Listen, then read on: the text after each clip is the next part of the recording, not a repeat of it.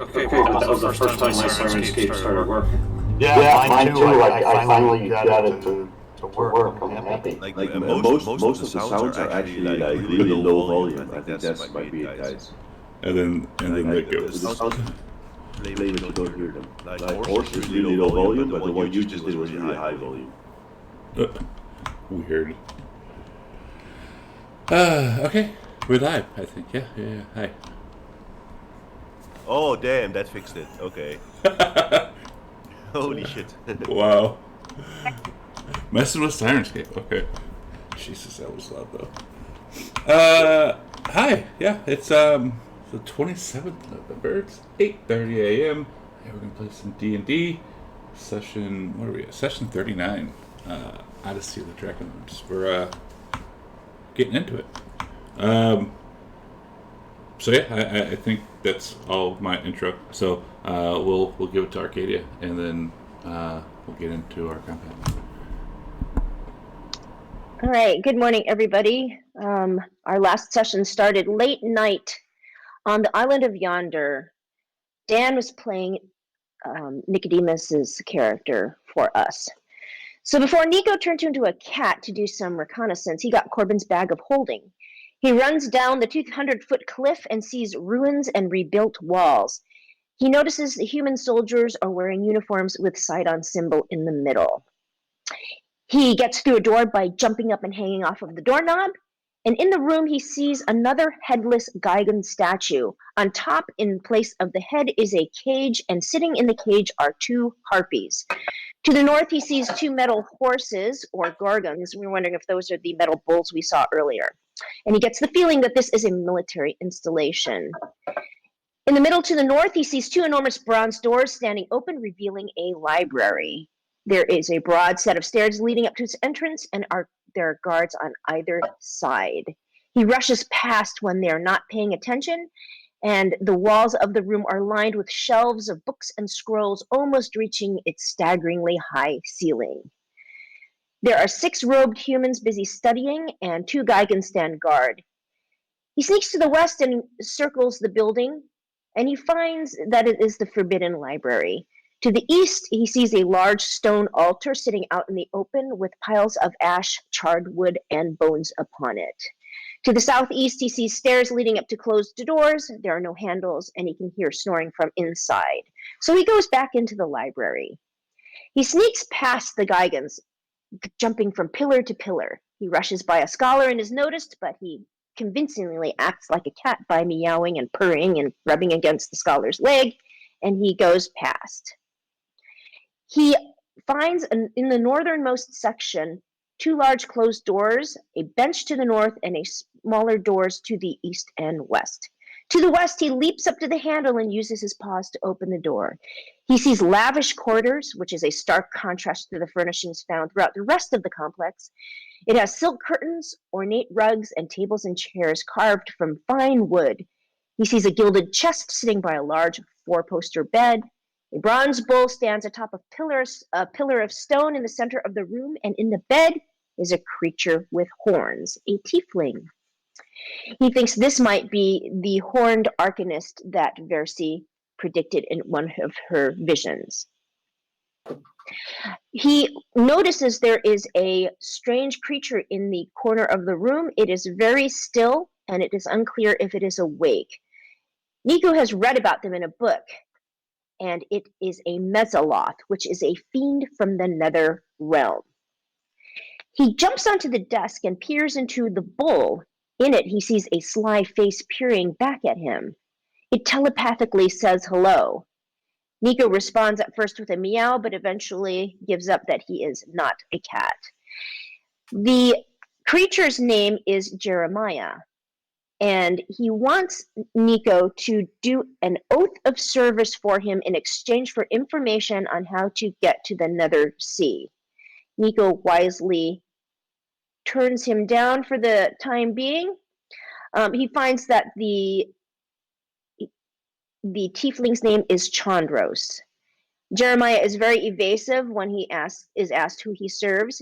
He says, "Oh, I serve several. We're all servants of somebody, but right now I serve the Lady of the Night."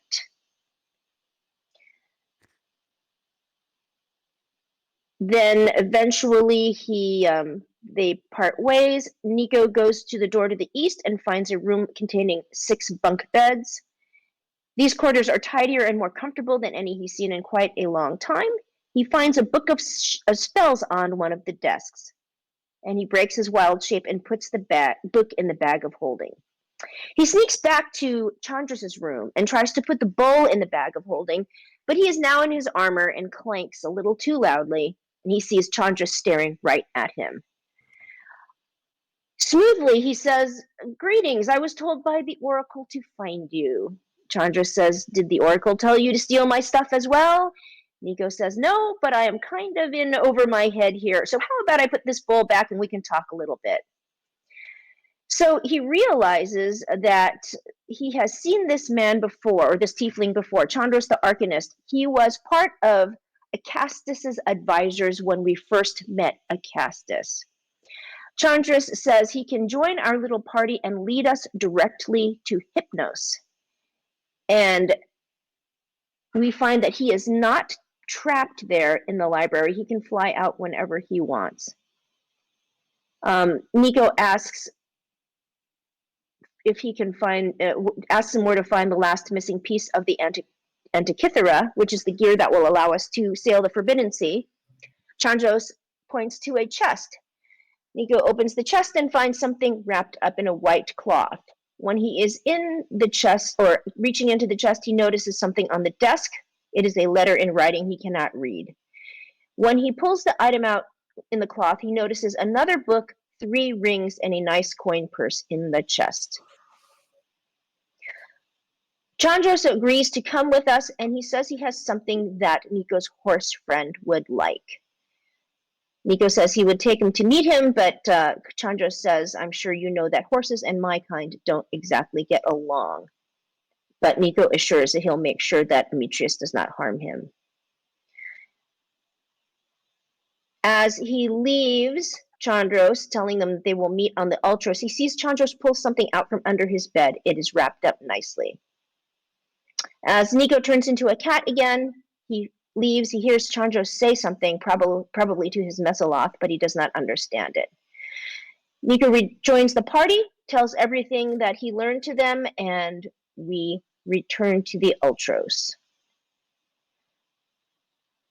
We find that Demetrius doesn't like tieflings because there was once a tiefling boy who helped them scrub down in the barracks, and when he came out, he found that he had stolen a lot of his winnings. He has also heard that tieflings can cast magic that muddles your mind and makes you obey them. Brinch gives a magic item to me. It is a potion of growth. Thank you, Brinch. And Nico gives the book of spells to Camos and asks what he can make of it.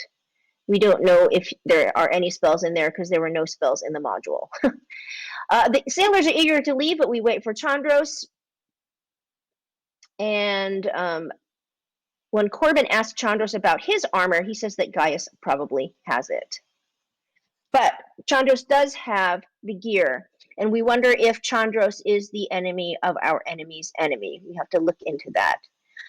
Nico says he got the bowl with a demon in it that can give us information. He tries to give it to Arcadia, but she refuses, and we give it to Camos, who holds all the dangerous things like the book with Ophelia in it. I burned that. Before we leave, Arcadia asks the sailors if they know where any other of the constellations lead. We find out that they know about the constellation of the Prisoner, which leads to Fire Island, which is where Verena told us that Brygos is hiding. Arcadia asks if anyone knows anything about Chimera Island, and Gorgio shared this. For the Trickster, I'm going to read this because Nico wasn't with us. So this is for the island, Chimera Island, that we are on, and this is the constellation. See those stars that are shaped like a flower? That's the constellation of the Trickster. There once was a nobleman who took great pride in the vast rose gardens that bloomed on his estate. Eventually, these roses attracted the attention of the great trickster goddess, whose name has been forgotten. The goddess admired the nobleman's beautiful flowers, but she mocked his boasts. It was his servants who deserved the credit, for they tended his gardens. So the nobleman made the goddess a wager.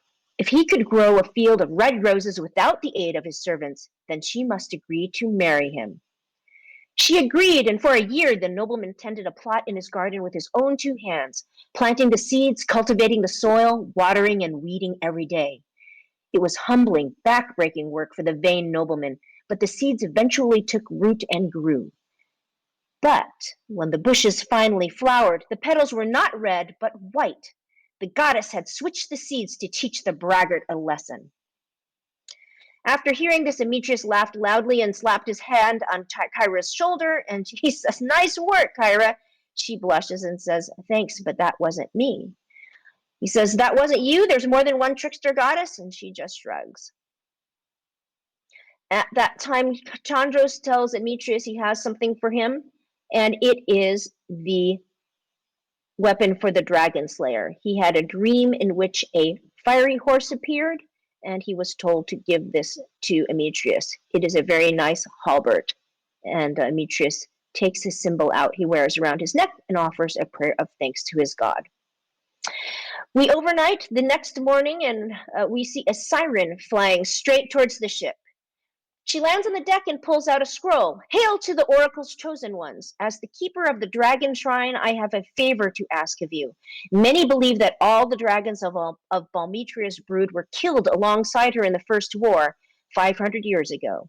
However, my research indicates that the other 4 dragons may have been captured by the Titans. If this is true, then they must be found and rescued.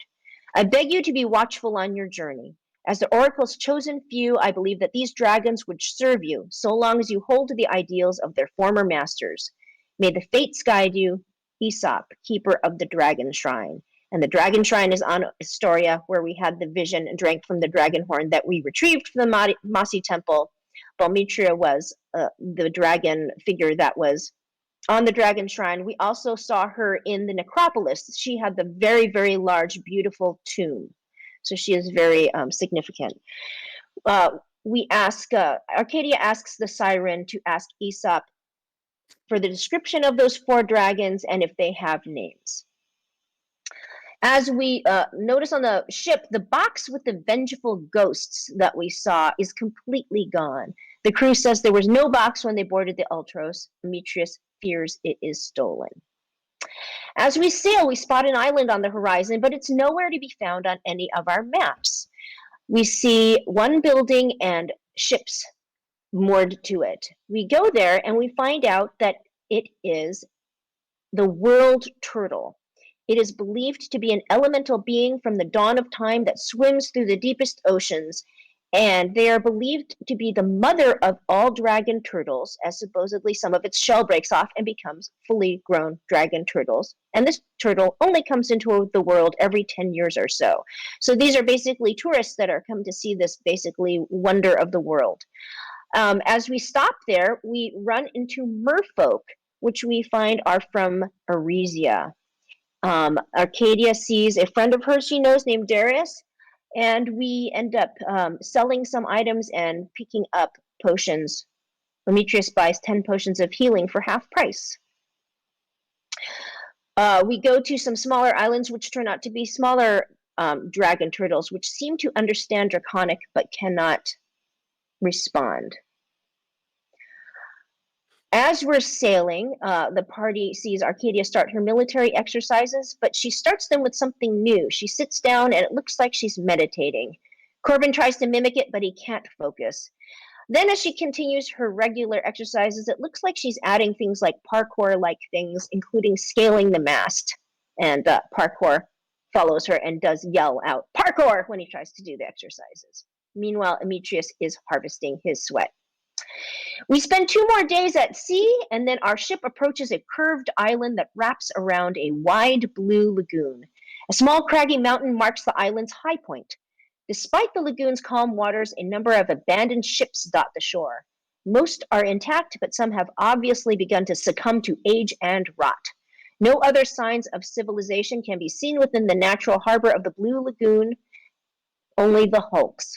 But suddenly, a winged monstrosity appears above the island, flying in the direction of our ship. The creature appears to have 3 ferocious-looking heads, each of which is entirely different from the other. It looks absolutely hostile. The 3 heads are a dragon head, a lion head, and a sheep or goat head, depending on, it looks like a sheep head to me. Close enough to a goat. And it turns out that the party is unable to really attack it well, except for Arcadia, who manages to deal out 120 points of damage as it flies away. We find that the ballista on the ship requires 3 actions: 1 action to load, 1 action to aim, and 1 action to fire. As we pursue the Chimera, one of the sailors tells us that King Acastus has a bounty out on it for 1,000 gold pieces. Nico casts water breathing on everyone, and we take a small boat to the shore. We don't find anything valuable on the ships, just a bunch of bones and clothing. We see a path leading up to the top of the cave. The total trip disembarking and getting up to the cave takes about 3 hours. When we enter the cave, the first thing we notice is how hot it is. Demetrius's armor begins glowing red as it absorbs some of the heat. We pass by several hundred bones. We see some gold and some gems, and sleeping on top of a pile, we see 1 chimera, and then farther back sleeping is another one with a javelin sticking out of it. I forgot to mention that Corbin successfully hit it with his javelin of lightning. Nico casts fairy fire on them, making them a nice blue. Camos casts fireball. Then we start to fight, and we discover that these things are incredibly powerful. The dragon head occasionally can breathe fire in a cone, and I'm letting this know because Nico would have seen this in our battle. It is a DC of 16, and it does 7d8 worth of damage, but it doesn't seem to be able to do it every time. Then the lion head bites. It has a plus 12 to hit, 2d6 plus 4 damage, but then the horns is again a plus 12 to hit, 2d12 plus 4 for damage. So these are incredibly powerful creatures. And they are picking on Arcadia because she dealt so much damage. Nico has done a great job of reviving her. And basically we are in the middle of this. Corbin has grappled one. He is raging. Nico has cast the second Cure Wounds on Arcadia. Then he turned himself into a brown bear. Demetrius has healed Corbin with lay on hands and has conjured a spiritual weapon. We ended our session midday on Thursday, our 43rd day together. We have 8 days until the Great Games begin and 54 days remaining of the Oath of Peace. Good job. Good. Go. So yeah, I think we can just get right into this battle because the chimeras are hungry for midget and lady. Okay. So it's top round 3. Yeah, top round 3. This chimera that Corbin's kind of wrapped around is just going to try to eat him. Oh, I need to do this. Okay, well, just do it. A little bit to Sirenscape. Bam. Crunch.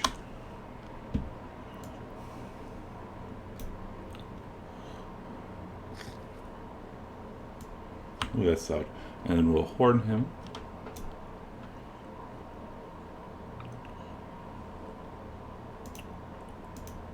And claw him.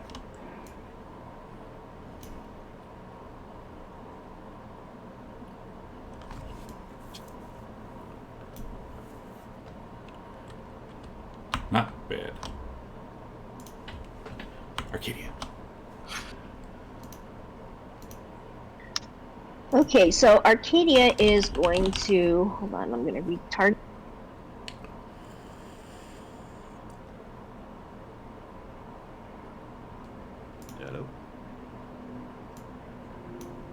Hello. Okay, so Arcadia is going to spend half of her movement standing up. So that's 15. I'm keeping track of this. She's going to, in her bonus action, cast, find it. Wow, what does that sound? Alright, she says a little, murmurs something a little, and casts Zephyr Strike on herself. Ooh. Marking off my last spell slot there. She is going to attack with her crossbow this chimera. Zephyr Strike does this.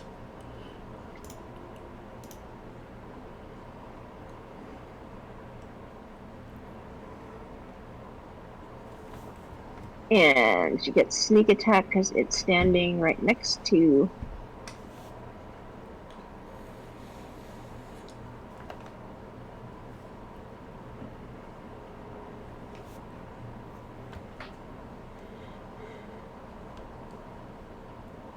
Right, because she got an extra force spring. So she shoots that. Now, so she spent 15 of her. But what happens, I'm reading this spell very carefully. After you hit with, or it doesn't matter if you hit or not, my walking speed increases by 30 feet until the end of this turn. So that means I now have 45, right? I think I said that means I have 45 feet of movement left. And because it's Zephyr Strike, I don't get any opportunity attacks, so I can go 5.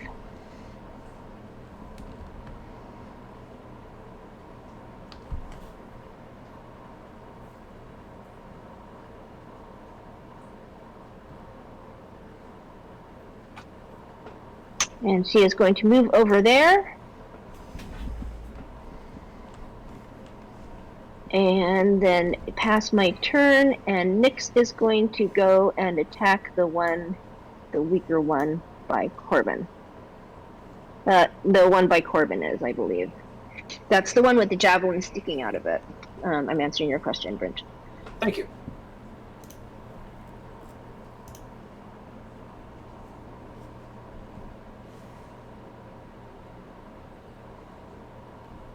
Stand by while I get this thing going. Sorry.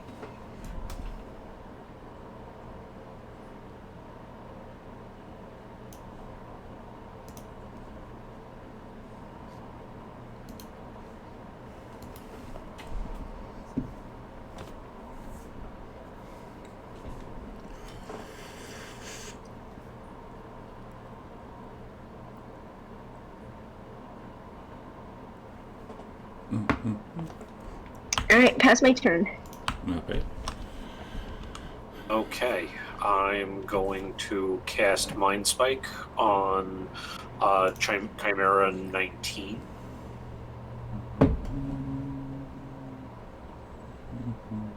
Okay, looks like that hit. Nice. And let's see, so I'm going to do damage. And also, I'm always going to know where it is. Nice. Woo.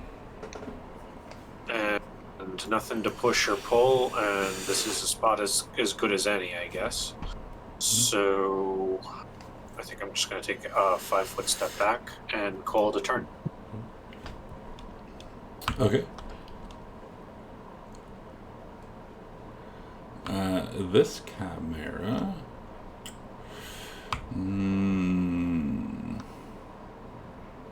Yeah, it's going to. It's going to play after Arcadia. And since it's 5 feet up, yeah, we can give Bear Nico an app attack on it if it wants.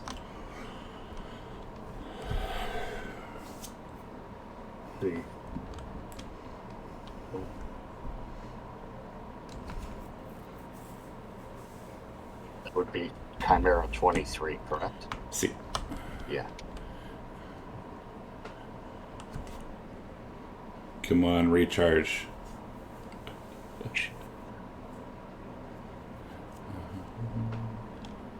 It hits. Is it him?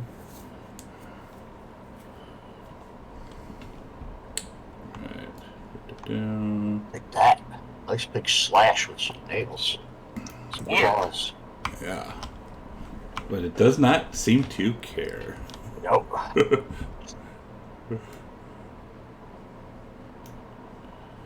Well, bites Arcadia. Ooch.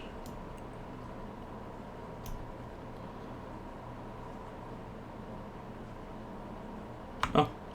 Ooh. And yeah, it's going to attack her again. Oh, fuck. Attacked her life mate.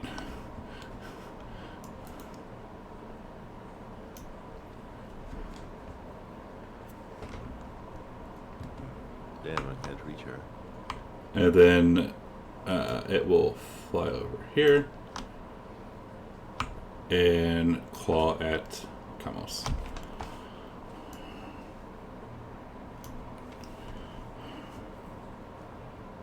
And it misses. Oh man, you're so fucking lucky.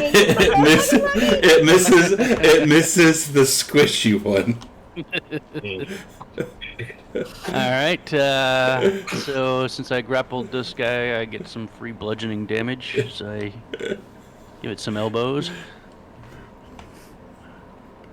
And I will punch it.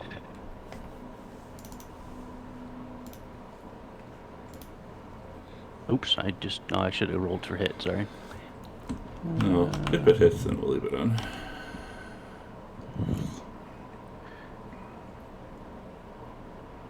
Yeah, there you go. Alright, You just leave it on. and then I will, I'll punch it again. Nice. Woohoo! Punching bull is paying for itself. Nice damage. And I will continue to drag it away 15 feet.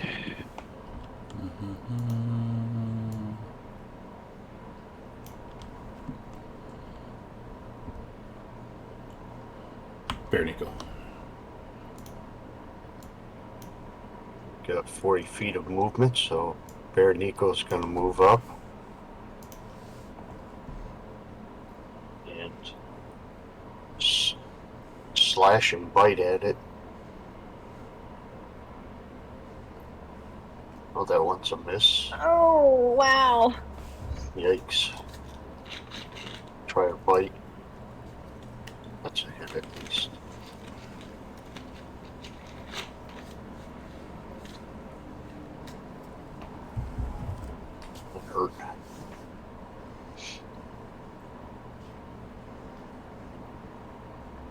That's all I could do for now in bear form. Okay. I am going to move over here. I'm going to use my channel divinity, conquering presence, to frighten both of these creatures. Once link that for me.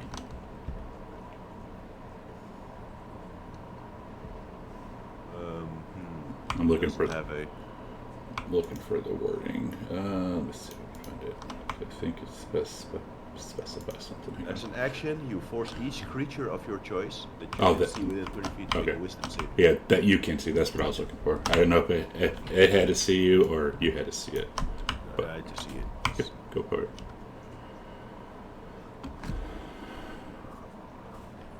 Okay, 19 so failed. 19.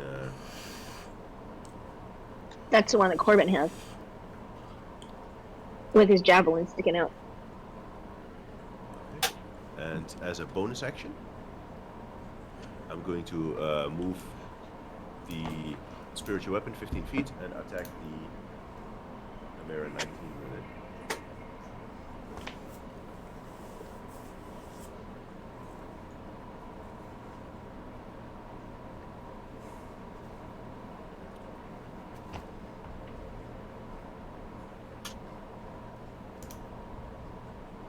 Doing 5 damage. All right. It wants some gnome.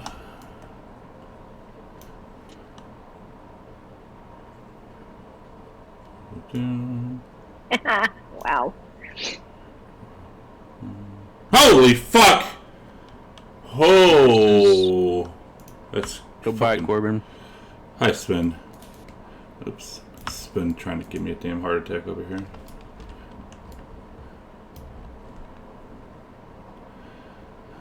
Wow, I am near death.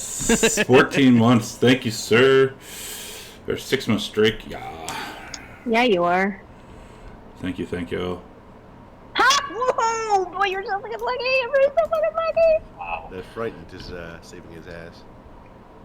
Arcadius, death save in the tower, please.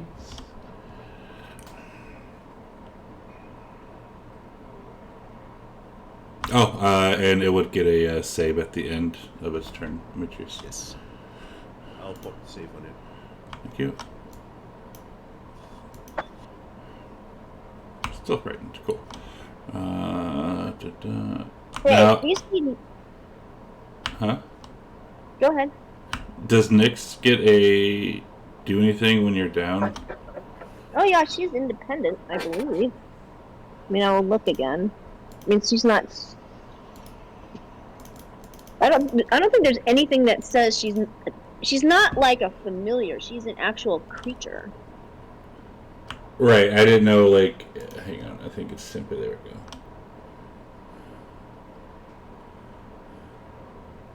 Oh yeah. If you are incapacitated, it acts on its own. Okay. Yep. So it's going to act on its own, and it is going to fly over. You have not seen her do this before. She's going to fly over, That got my heart running, Spin. and fly over to Arcadia, and you see it land on her, and it is going to heal her because it is carrying a healing potion. Of course it is. I've been waiting to use this. Let me find it. Here we go.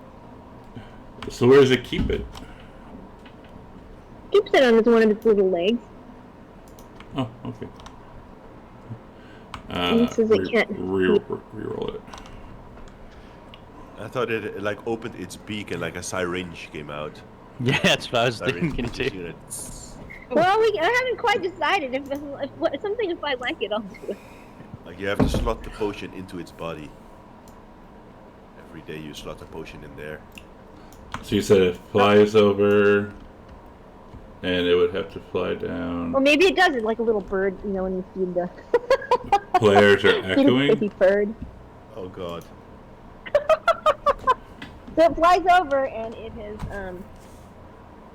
done that action, and then it would fly off again, away from that other chimera. Where's it flying? It's going to fly south, like west, or it's going to fly directly east and up as far as it can go. When it has a 80-foot fly speed. Can't you move it? Or I thought you could. I don't think so. No, I can't move Nyx. Or can you give me control of Nyx to move her? Keep that open. I think you should be able to move it. Nope, doesn't look like it. Alright, well, it flew over, so it's there, so 5, 10, and then it flew down 15 feet, so it's 25 feet. Show me where it's going. Like with an arrow.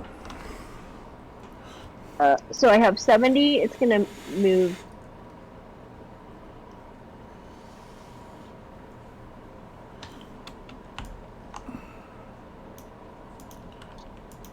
And 15 feet left. 15 feet up, I'm assuming. Yeah, thank you. Let's... Camos. Okay, first thing I'm going to do is Misty Step 30 feet away. Behind the bear. Okay. And then I'm going to use more of my movement to get over here. And then I am going to Mind Spike the same chimera as before. Alright. And do damage.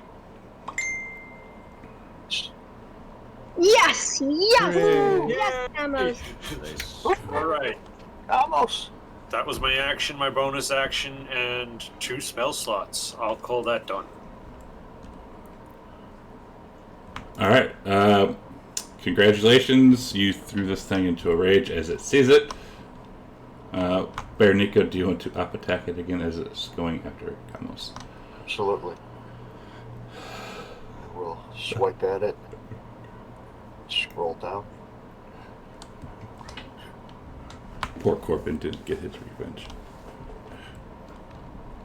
Oops. 1 second. Come on. Oops. Good damage, too.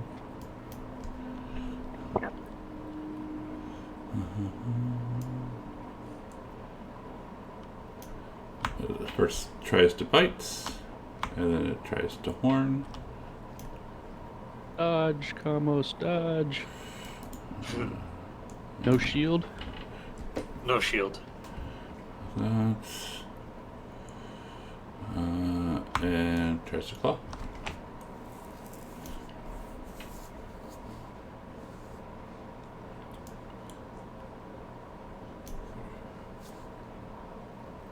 Oh. It's okay. Dying is on my to-do list. So doomed.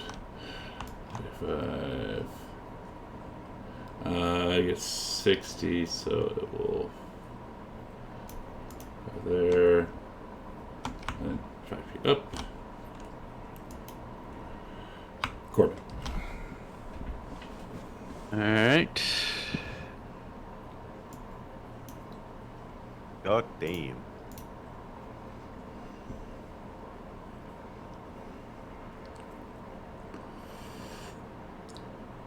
I will throw a javelin at it.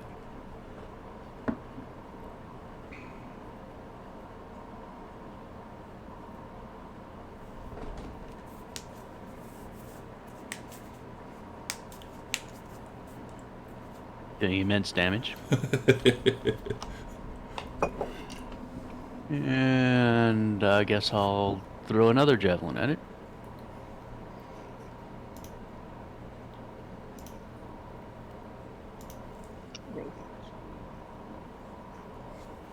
Massive damage. Yep. And then Corbin will bravely run away. Corbin the Brave refuses to use weapons because they are for cowards. He just did. Yeah. Exactly. Corbin the Archer's in practice here. And yeah, that's all I can do.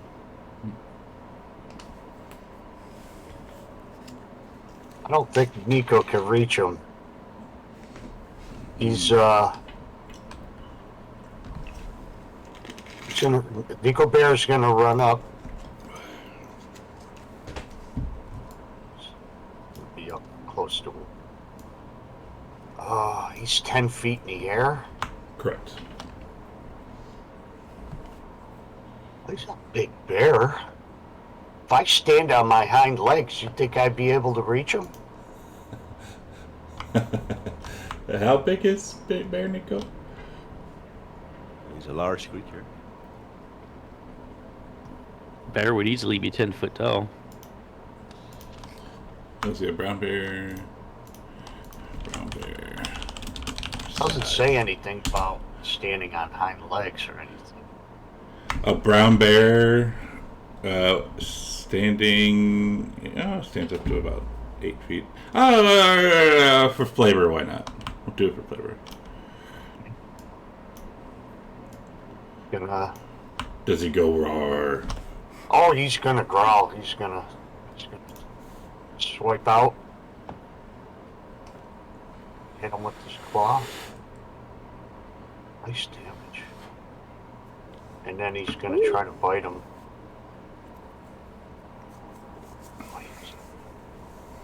Oh, not so good damage. You got the tip of him. Yeah, he bit his toe. Now, is he standing on his hind legs still, or does he go back down?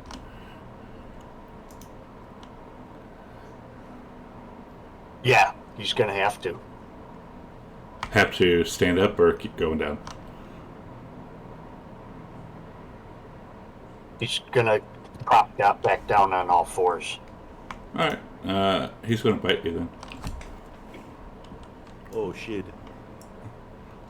Well, up to start range. But it misses. He missed. Woo!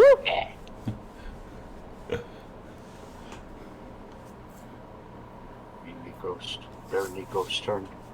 Alright. I am going to run forwards 30 feet. Stand underneath the Chimera. And I'm going to use my reach weapon. Oh my god, you have a reach weapon?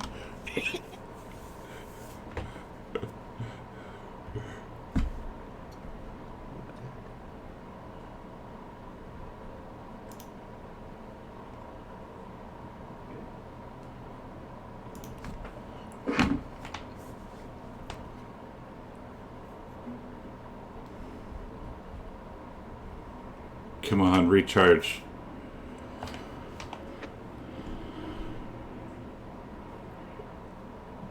And then as a bonus action,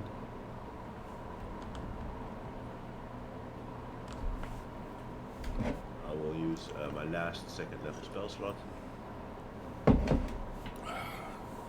Recharge should have been at a 4 to 6 out of 5 and 6.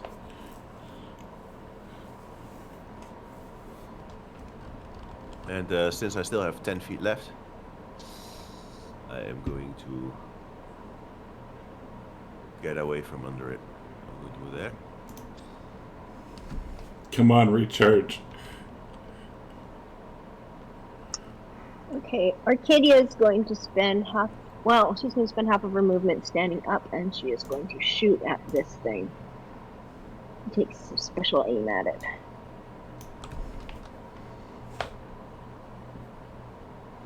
Oh, they might Oh, kill it. nice. Yeah, it's dead.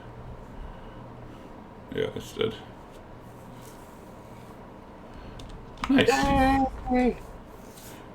Woo! As it falls to the ground, Metris, give me a dex save. I'm not under it anymore. It's fallen. You bloody save. Okay. You It was angling towards you as it fell. I will walk over to Kamos and heal him. On your turn, you can, yeah. So then, yeah, I pass my turn. Well, I actually, if yeah, I'm gonna stand there for a second. Next. Death save from Kamos. This is what I was wondering. Okay. He's doomed. So doomed. Nah, he's fine. Alright, now you can heal him. Just making sure you didn't horrendously fail it. Even if I would have failed one, what is that for? If you crit fail, that's two failures. If you roll a 1, you might have died. Okay. Alright, I thought even if I crit failed, that would be 2 failures, and I didn't have any failures yet. Oh shit, I thought you already had one. No, he just died recently. Just went down. Okay. Anyways, Very fresh. Logan will run up to the other guy and pull his spear Stop! out, kind of like, Damn! he killed the Crimea. Okay, His foot on it. the one that you didn't kill. Well, nobody knows because it was a mind spike, so they can't tell. Yes. Kamos literally cast a spell. There was literally a magical glow and him saying an incantation, but we have no idea. Arcadia takes a knee and calls Nix to her. Mixed combos. Yeah, she needs to be I will covered. heal Kamasatron. Level 1 cure wounds. I'll place my hand upon his old and wrinkled forehead and fill him with a renewed vigor. Yeah. Thanks. You're welcome. How do you feel, older man? It's like I saw the light, and I was like, maybe, we'll see how this turns out.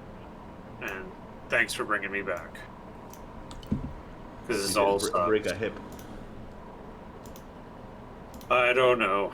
I took enough damage to do that.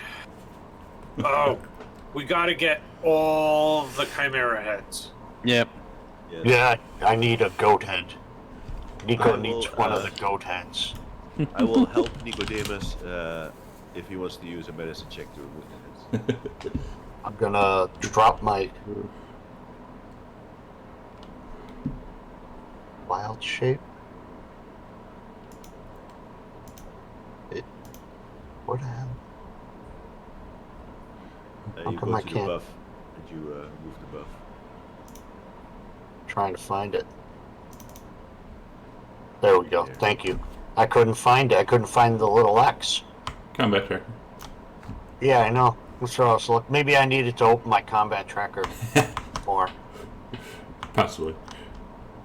It was tiny. Yeah, Nico will try to help. He's going to use a scimitar, which he rarely uses, and you try to hack off one of the heads, but he'll. Why does the help use that? What was that for? It makes your check advantage because I'm like lifting up the head and holding them aside so that you can come freely.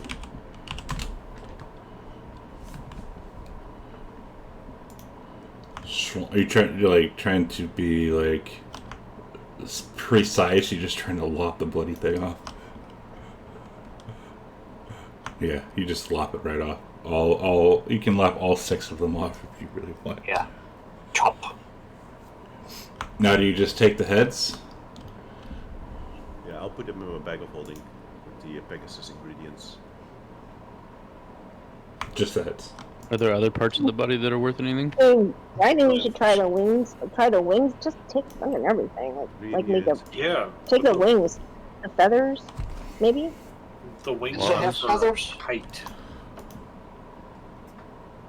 So we I have know the- Chimera, so there's like 6 heads, right? Yeah. I know one goat head I need.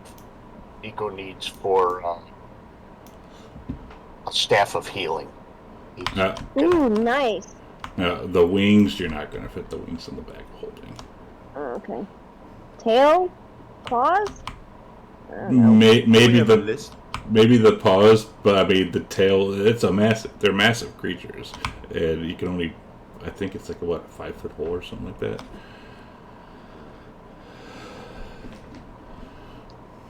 Arcadia's not paying attention. She is actually, Nyx is perched next to her and she's petting it and petting her and talking to her. Does she give her another potion of healing? Oh yeah, she's doing that too. Just making sure. Mm-hmm. All right, so we're taking the There's heads. some other way we can take the wings then. Like, what if we cut off the wings and we use some rope to tie them into a bundle and then I can wear them on my back? Yeah. I'm not sure how heavy one of those is.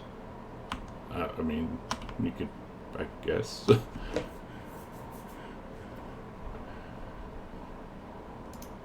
Harvest the whole thing. Give me another medicine though, because chopping the heads off is one thing. Cutting these wings are different.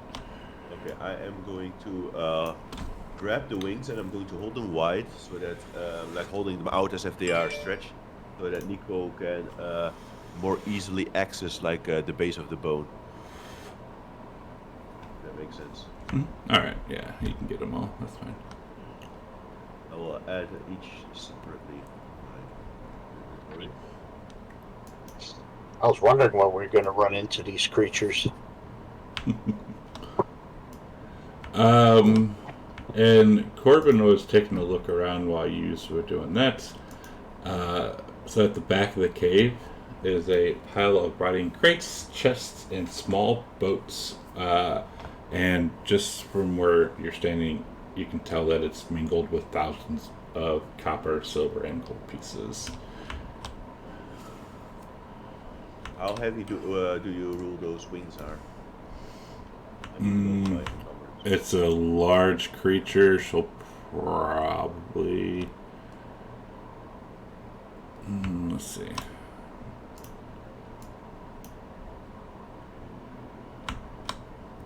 That much. 53 LBS? Yes. Okay. For a first set. So if you're taking 4... So that's 53 total for 2 sets, or No, 53. 100. Yeah, so 106 LBS for both. Oh yeah, I can't carry that, guys. What's that? How heavy is it? Like 100 pounds. Oh, I can carry that easy.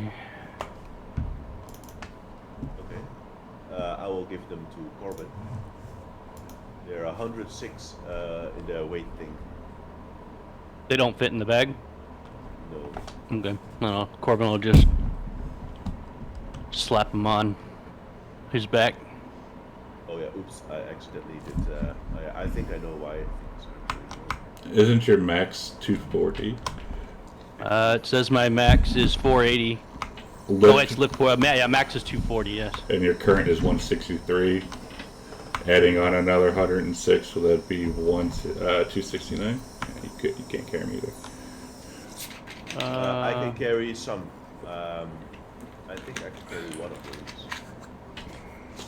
Okay, carry one. It's pretty strong. Am We'll I just carrying this strap big it to his back. Do you maybe need just one? Or do you think that any other organs are important? Demetrius, you're always eating hearts and things like that. Oh yeah, I would like to eat its heart. What if Yeah, Corbin carrying wants? one. What if Corbin wants the heart? You can There's take 2 a of wing them. from the bag of Arcadia's holding. not. What I if? mean, you can take a wing from the group thing if you want. If you think you can carry one. So they're in the group chat. I've given them the right weight. I just posted a picture of what Arcadia would look like eating a heart. Arcadia would not be eating a heart, but okay. I will invite the entire party to come together. and I Well, will she offer- might eventually. I'll offer them that I will offer to cook the hearts for everyone in the ritual centaur way that I know since as a child I used to eat hearts as well. Fried up with a little bacon grease. Yeah, just like the hearts, I put them in a pan, I put on some Crisco. Butter. What do I roll to see if it's good or bad? The heart? Or the foods? Let's see, The you don't have... food. Do you have a cooking? You don't have cooking skill. I do have two cooking utensils. Just give me artisans. No. Do the gaming sexist intelligence. He might not be the smartest, but you know food. It's not the best you could have, or you can live off of it, but it tastes like shit. Well, I'm going to, cook it like shit and give a little prayer to the divine stallion that I sacrifice the hearts in his name, and then I offer everyone to eat some if they want. And it's clear that I will be very offended if they reject it.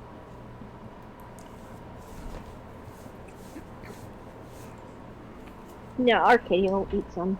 She'll take a piece and I will give a little bow. I'll excitedly ask Arcadia, how is it? How is it? Is it good?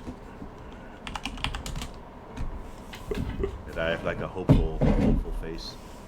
Holy fuck, you asshole son of a bitch. Dude, I was just looking at chat too. Oh. Smile broadly. Oh, you son of a bitch. And the white cow. It's on the boat. Oh. Oh, Caesar. Actually, I just realized we can store the wings on the boat, right? Yeah, but you gotta get them down there first. Oh yeah. I can lift, push, and drag 480. I can do another wing. I'm carrying 2 of them already. I'm carrying 2 as well. Yeah. I could help. I've got Tensor's floating disc, which can hold up to 500 pounds. There you go. There you Now go. you tell us. Oh, It did come on screen. Max over this, and you have the spell. hey guys, look. He's an old man. He probably forgot. Let's say Alzheimer's. Alright, so I cast. Just me Tensor's, screaming. But I mean, well, there you go. that's all that matters is me screaming, right? Hell, at that point, how much of those things weigh? Arcadia's gonna go searching around, looking around at these piles of it. Is because gold is important too, because we need to buy stuff. So, how much stuff and the gems and all that jazz? So you can ascertain that there's a few thousand pieces of gold, a few thousand pieces of silver, and more than a few thousand pieces of copper. And then there's also a couple closed crates. Ooh, let's I'll take a go look at check those out the crates. Yeah, Arcadia's gonna go with him to wherever they are. Okay. And I mean they're kind of just like broken, like don't have the trap or anything like that. They're just kind of broken open. There's 25 gems, 3 gem-studded necklaces, and 7 platinum rings. Platinum rings, hey! She calls over to Demetrius. Demetrius, we found some platinum rings. She remembers he asked a few at sea. Yeah, if we had platinum rings. Oh yes, I will take one of the platinum rings, and I will ask Kamos to also wear one. Sure. I'll say, this platinum ring allows me to create a warding bond between us, just like that, and it will allow me to share any damage you might take, so that you won't die as easily. Oh, thanks. Actually, you know what? Just give both of them to me, and I'll give a warding one to whoever needs it. Sure. Okay. Alright, are we taking everything or just nitpicking? Yes. Okay. I want you to take everything. Katie wants to take everything. Okay, well, what's that in chat? Yeah, I already seen him worried about other shit right now. Take 2 of them. Oh, damn. Jesus. We're wealthy again. A In wealthy fact- miser. Can everyone take a platinum ring and wear it? Then I can cast Oh. a spell on everyone at will. That stuff is heavy. Yeah, it sure is. Can I put that in the bag of holding so it doesn't weigh so much? What, the ring? The gold and stuff. Oh, the gold and stuff. I guess if you want to make like a separate thing. Are you just gonna like open up your bag and dump all that crap in there? Yeah. You can do it without it costing weight if the little the bag or the shirt that you make it empty, then it doesn't count the weight towards it. I'm not following you. What'd you say? Let me send you a screenshot on Discord. All right. If you do it like this.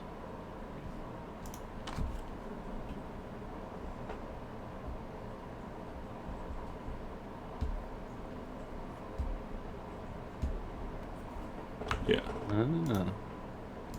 Yeah, let's see how. Oh yeah, you're just like Steve's old sheet. Yeah, if you have a bag of holding, you can dip all that crap in the bag of holding. Or whatever you want there. You just drag one thing on top of it and it goes in. Is that how it works?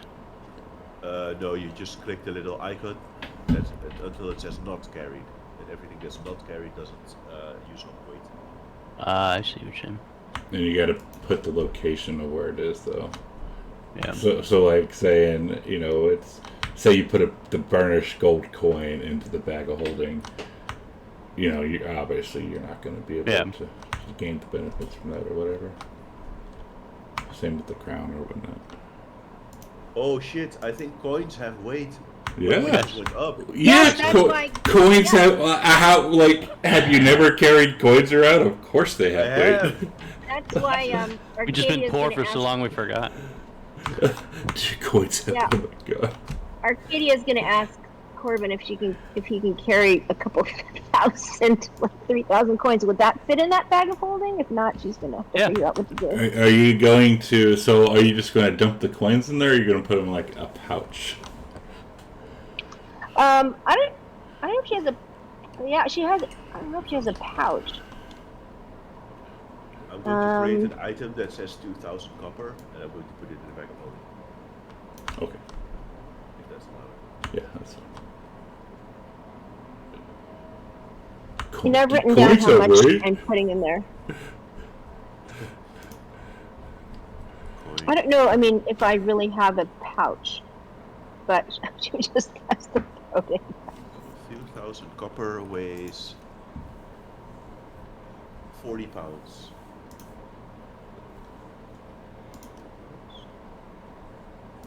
Value 2,000 steel.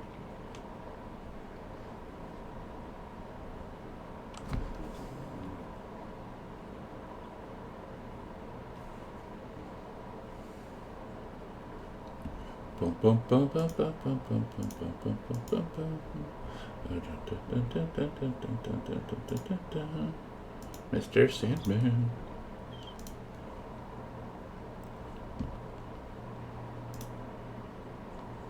Are you just creating something in your inventory? Is that how you're Yes. doing that, Dan? Creating an item that says 1,000 silver, then I'm calculating the weight, and then I'm putting it in my bag of holding, and then I'm removing the 1,000 silver. It's like, can't we just leave the silver on the boat? We could. But we have to get it down to the boat. That's the problem. Or I guess I suppose you could just be encumbered if we want to take a long time walking down the hill. Okay. You can just roll down the hill. Yeah, exactly. But keep in mind, like, if you're gonna put stuff on the ship, and say like you get into another situation where you have to start, you know, paying guards off and crap.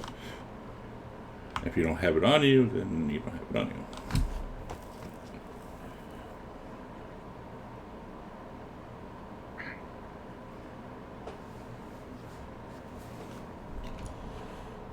Suddenly, the value of a bag of holding skyrocketed. Imagine somebody seeing all 5 of us walking encumbered. We're all walking slow, like, what the hell's wrong with them people? Incoming dragon attack.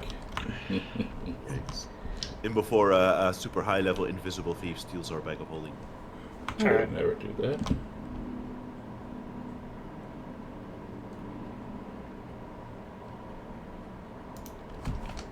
Alright, if everyone is done, let's go back to the ship. I don't Make know. sure I get my Before you- javelin and other javelins and stuff. You can eat. Did you hit with both? Yes, I did. Okay, you can have one. Even though one did like 1 damage. Yes. Back to the ship that we said. Yeah, Arcadia might take a couple of those bolts back, but she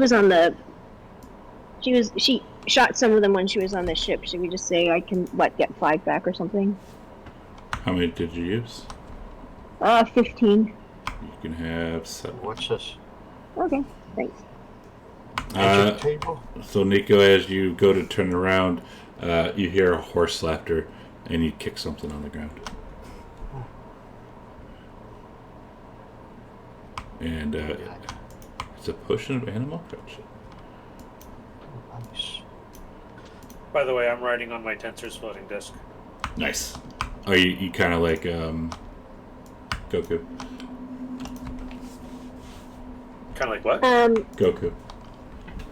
Yeah. Has everyone equipped a platinum ring? All right, so No. all right, go through the party sheet and let's clear it. Yes, I have.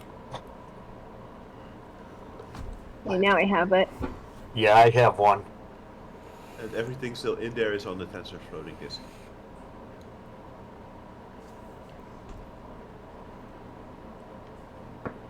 You're supposed to equip a platinum ring? Yes. Okay. Why is that? And for the spell Warding Bond, Oh. it allows me to share any damage you take and make you have higher AC and saves.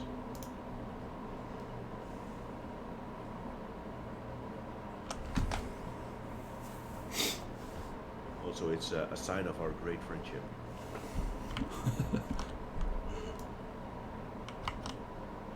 So you're gonna give one to Acassus. And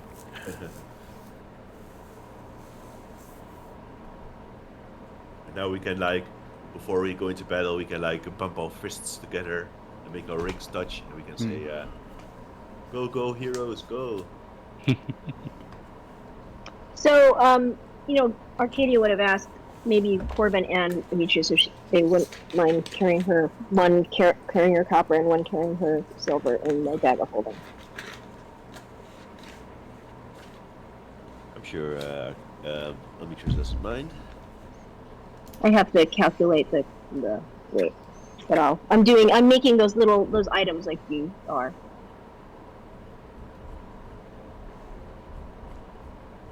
I mean, I've forgotten where the loot would be, that I dragged the platinum ring from. What tab is that under? Tools, party sheets, inventory. Oh, yeah, done. And let's clear whatever out. Like, if you're gonna take things from here, grab them out of the party sheet. Like, if you don't, like, if we leave with the gem just the amber, like the ambers and the gem necklaces and crap, not in the party sheet, then I'm just going to assume you're not taking them with you.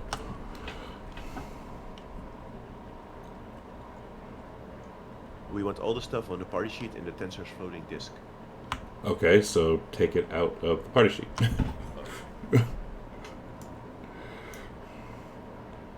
I like keeping it clean as possible.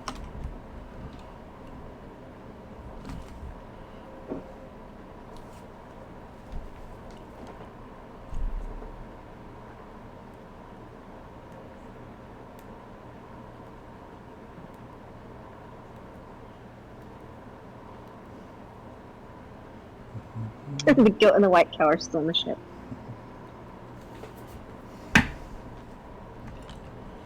Okay. Alright. And now we are going back. You're getting back onto the ship, correct? Like, rowing back up there? Do we see anything of interest on our way back? I mean, or does this pretty much seem like what's on this island? That was pretty much it. Okay. No red roses or white roses or... No. Nothing fancy like that. Well, before we get back on, we should figure out where we want to go next. Is there a way for us to dump stuff into the Ultros inventory? Go ahead and make an Ultros character and do it. Ultros.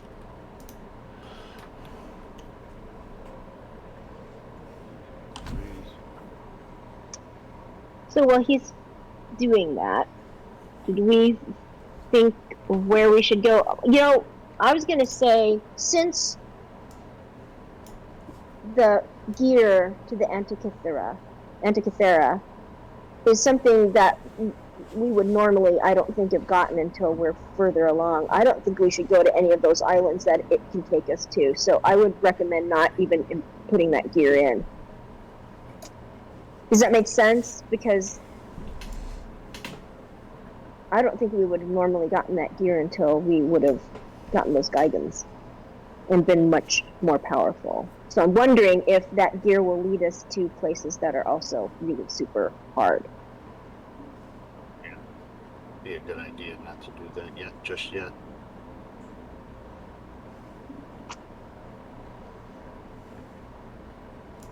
So that leads the Centaur with the Lotus Witch. We don't know what's on the Brygus on Fire Island. The Twins, which I don't know what that is. It doesn't sound good because they're named for Sidon and Lutheria. That doesn't seem like very smart. But the Queen intrigues me because that's the one that says that Mitros is protecting people.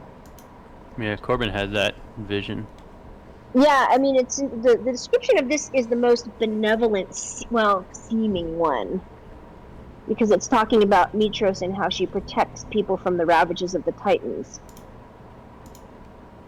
and that the stars signify her eternal vigil. What do you guys think?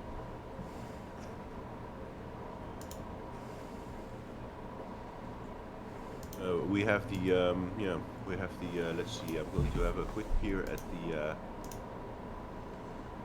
note I made. Ultros. So we have the Island of the Gigan with 2 quests. Scorpion Island has a quest. The Bard constellation has the quest for Nico. The Dragon constellation has the quest for Arcadia. The Prisoner constellation leads to Fire Island and has Calcia, the goddess of swiftness, and that guy Amitris is hunting. And the other ones are just, we don't have quests there.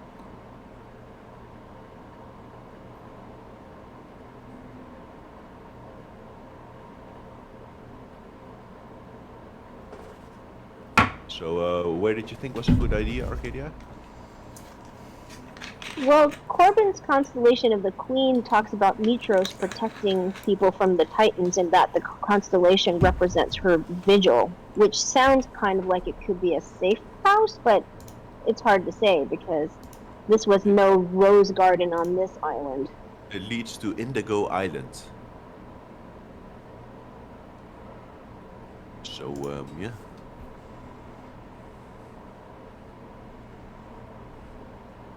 Or do you want to try to fight probably a hag, a hag that cursed an entire tribe of centaurs? I don't know how. That might be a handful too. I'm kind of curious about the Queen. What do you think, Nico? I think you're starting to talk.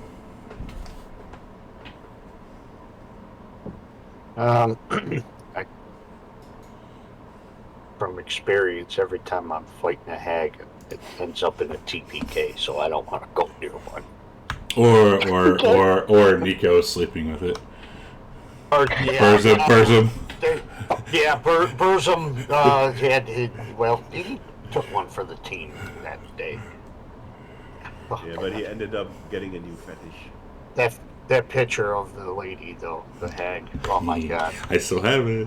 Oh no! Do you want to try the queen? I know that's unknown though. What do you guys think? Worth a shot.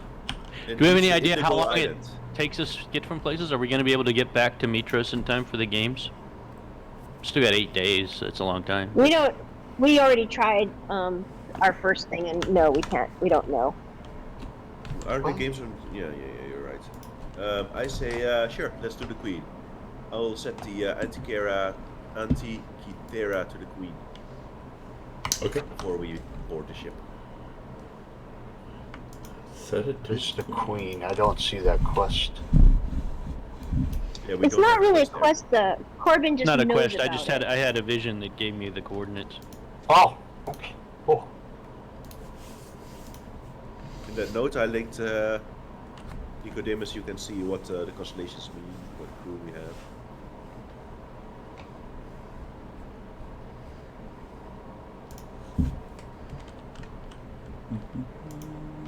Alright. Let's see here.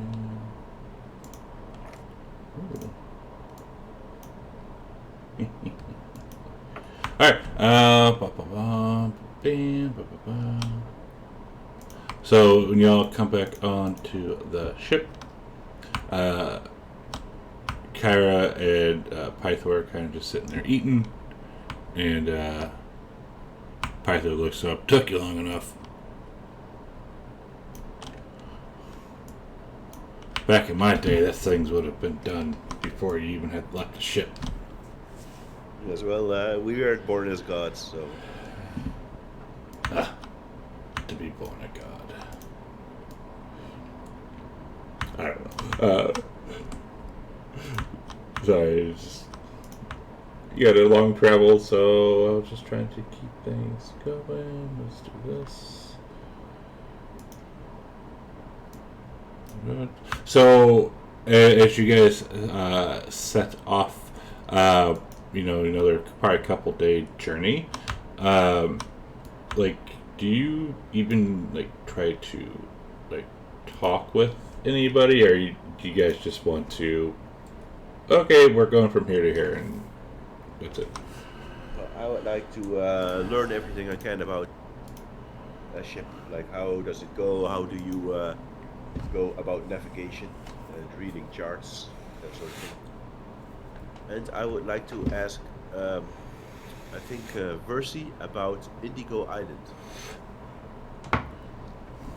Okay.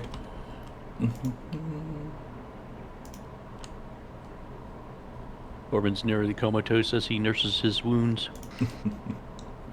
I've been studying a book on there we the go. Amazons, looking for the history that what was it a group that they wronged or was wronged by a group. Correct. Yeah, I was just trying to get some downtime stuff going. Okay. Yeah. Go ahead. Oh, as Nico is relaxing, he's going to go up to Demetrius and tell him about the constellation of the Bard. Give him the information that he knows. I'll put it in the note. It's the island of the Oathbreakers. Interesting. That's where you get taken if you break an oath. Nico, did you want to keep that secret, or would you mind sharing that so I can put it in my notes? He's going to share it to everybody. Oh, okay, cool.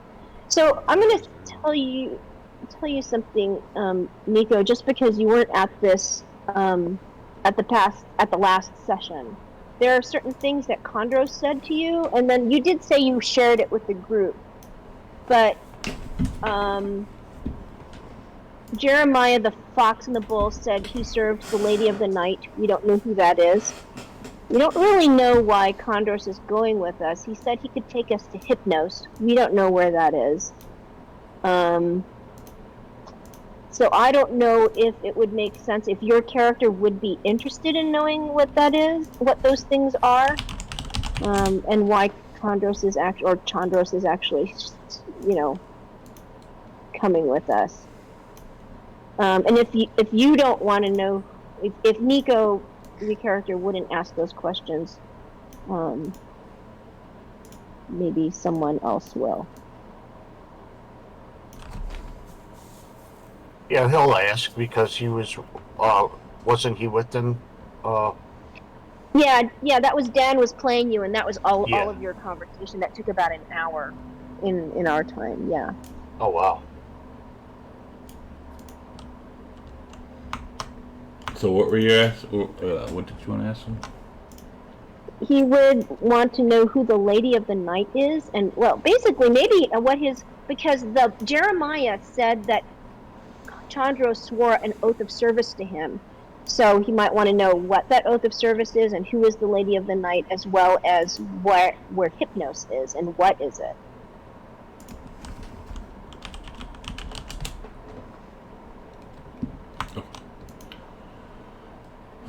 Let's see here.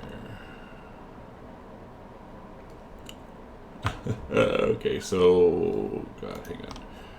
Now I'm confused. What the hell? Because you're just jumping. All right, so you want to know what Hypnos is? Lady of the Night, right? Yep, and if he would share it, what oath Chandros made with Jeremiah. Oh, and what he was doing with Acastus. How is he because we all saw him. So we all saw him when we first met Acastus. It's like, how is he an advisor to Acastus? So when you come up to talk to Chandros, he looks at you and he doesn't look really pleased. And he's like, "Oh, finally, after 4 days, you decide to come and talk to me after ignoring me for so long." So much shade. Because keep in mind, you guys got him like 4 days ago, and no one bothered to talk to him. Although you did say, well, 2 days later, so you fast forwarded us 2 days. 3 days, sorry. Actually, it would have been 3 days. 3 days. Well, he's journey. suspicious. So you're going to leave a suspicious character on the ship? No, Amitras was giving him dirty looks the entire time. Oh, okay. Watching him.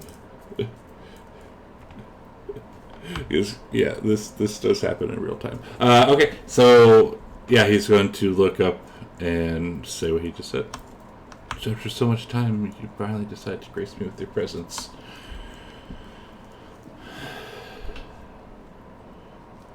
Fight of two Chimeras. We have to prepare for that. It was a grueling fight. But I'm interested now. What would you like to know, my friend?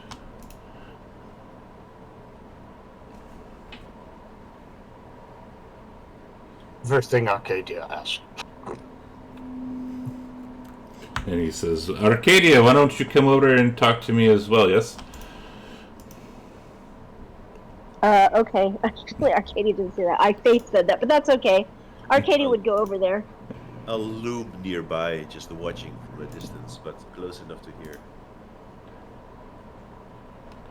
And he'll say So again, she would say, yes, I saw you with Acastus. You are one of his advisors. How do you advise him? Hang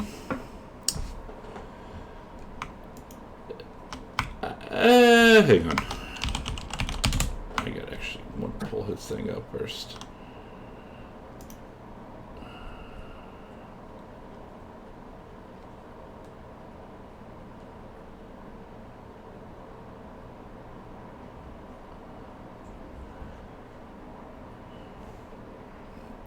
So I kind of run the library. I'm one of the high priests of Lutheria, of course, and she kind of grew bored of me, and now I want to find my way back into her graces. So I was helping out here and there as I could. Are you still trying to find your way back into her good graces? Always.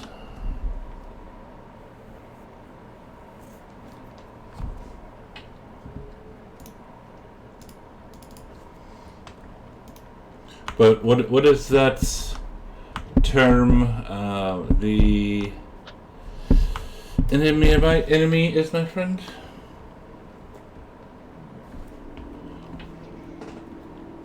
Mm.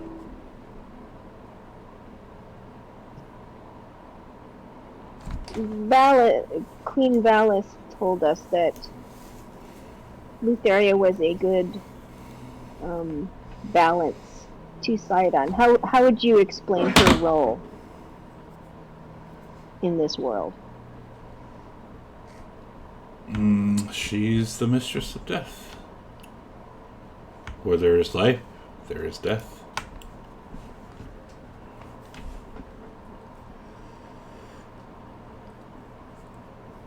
That is probably the balance she was talking about.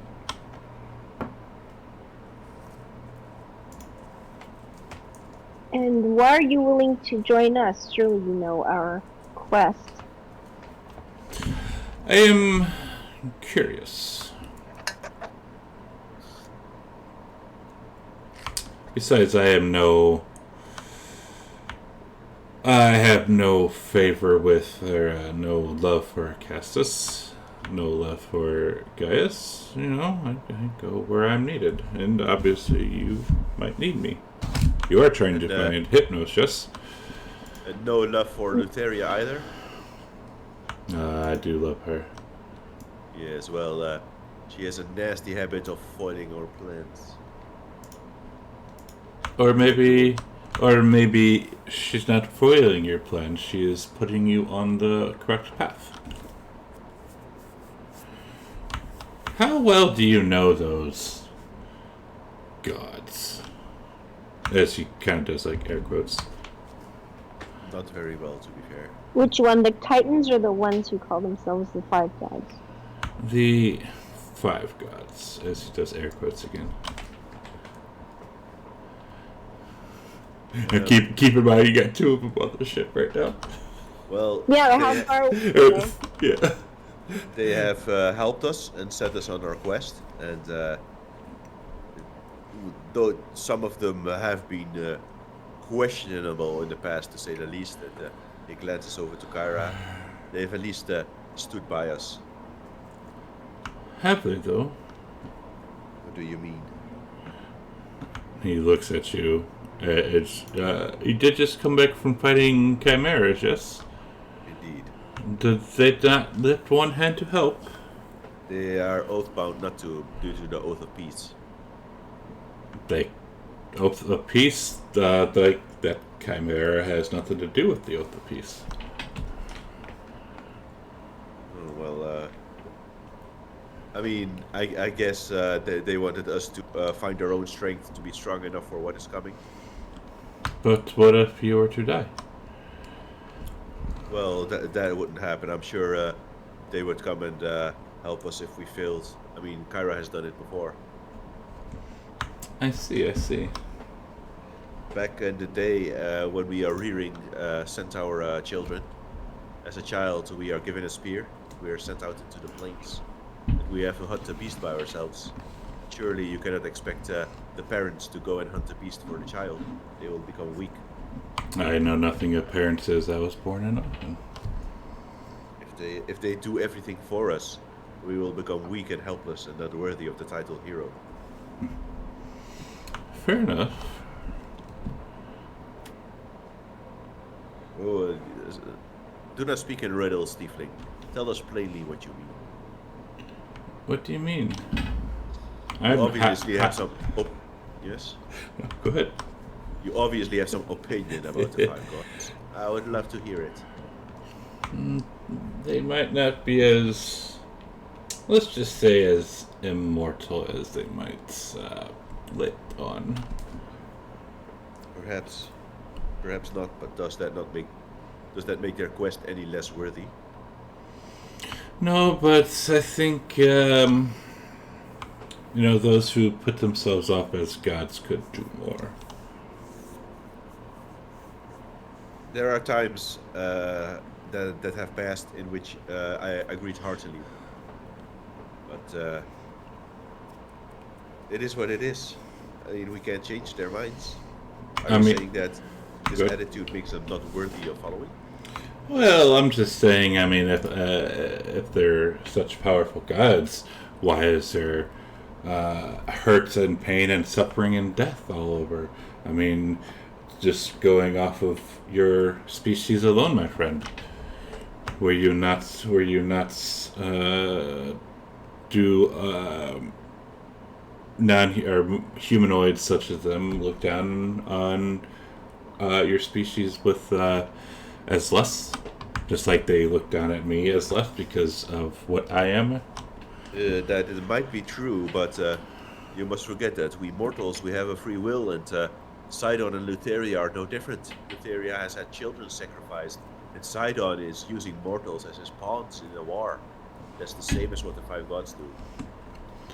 So what makes the five gods any better than the Titans? The five gods, they want to preserve society and free will. Sidon wants to enslave everyone and destroy the entire island. And they're not sacrificing children. How do you know? How do I know that the five gods want to do this? How do you know that the five gods want to do this and are not sacrificing children? Because the past 500 years, during the Oath of Peace, the five gods have not taken any evil action or tried to dominate the world or wipe out their lesser races. And I've seen Sidon try to destroy an entire city. What do you think happened to the island where you found me? I remember that the Dragonlords wiped out the Gigants. That is correct. Were the five gods part of this genocide? They knew about it, of course, but they did nothing to stop it. Yes, that is, troublesome. I agree with you.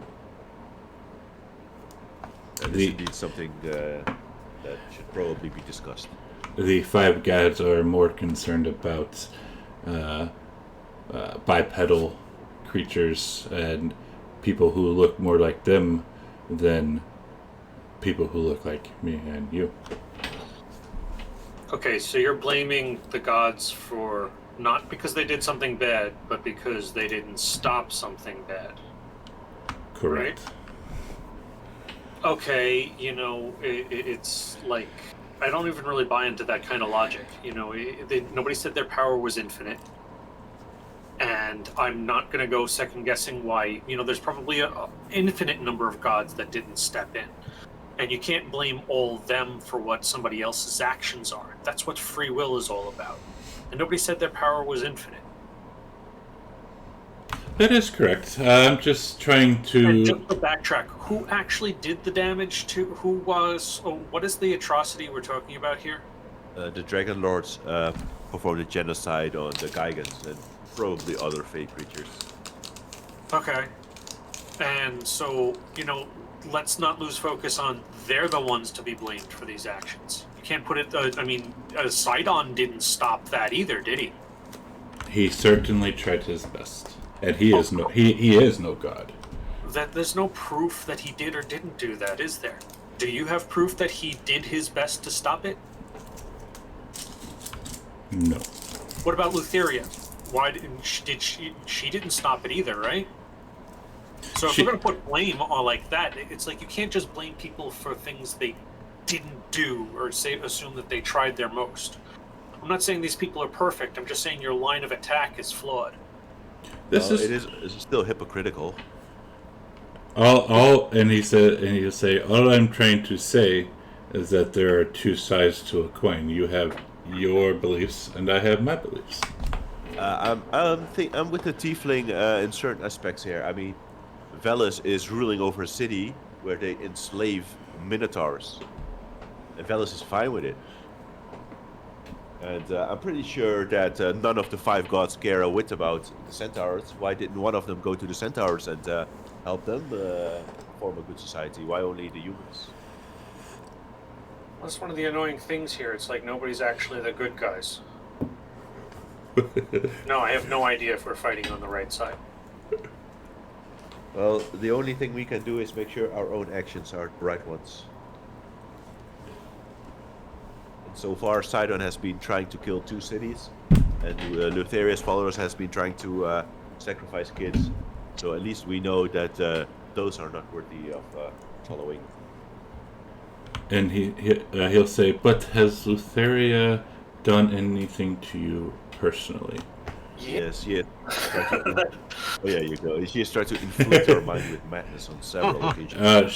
She was most certainly trying to. She's the Lady of Dreams. She's trying to show you a different path, is all. All we can do is judge her by her actions, and all she's done is cause us harm. And he'll say exactly what Pythor did to the Gigans. Okay, well, we already got that down, Spat. Yes, it's like, wait a minute, you're blaming him not because did he do that bad things to the Gigans?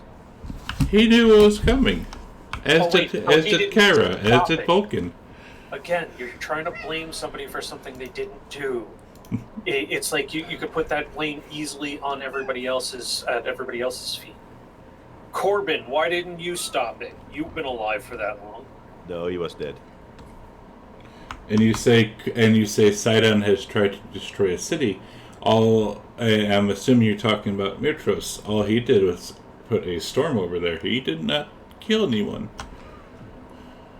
Well, he said he would drown the city in a monsoon, and in Astoria he would dry the land so that people would starve of hunger.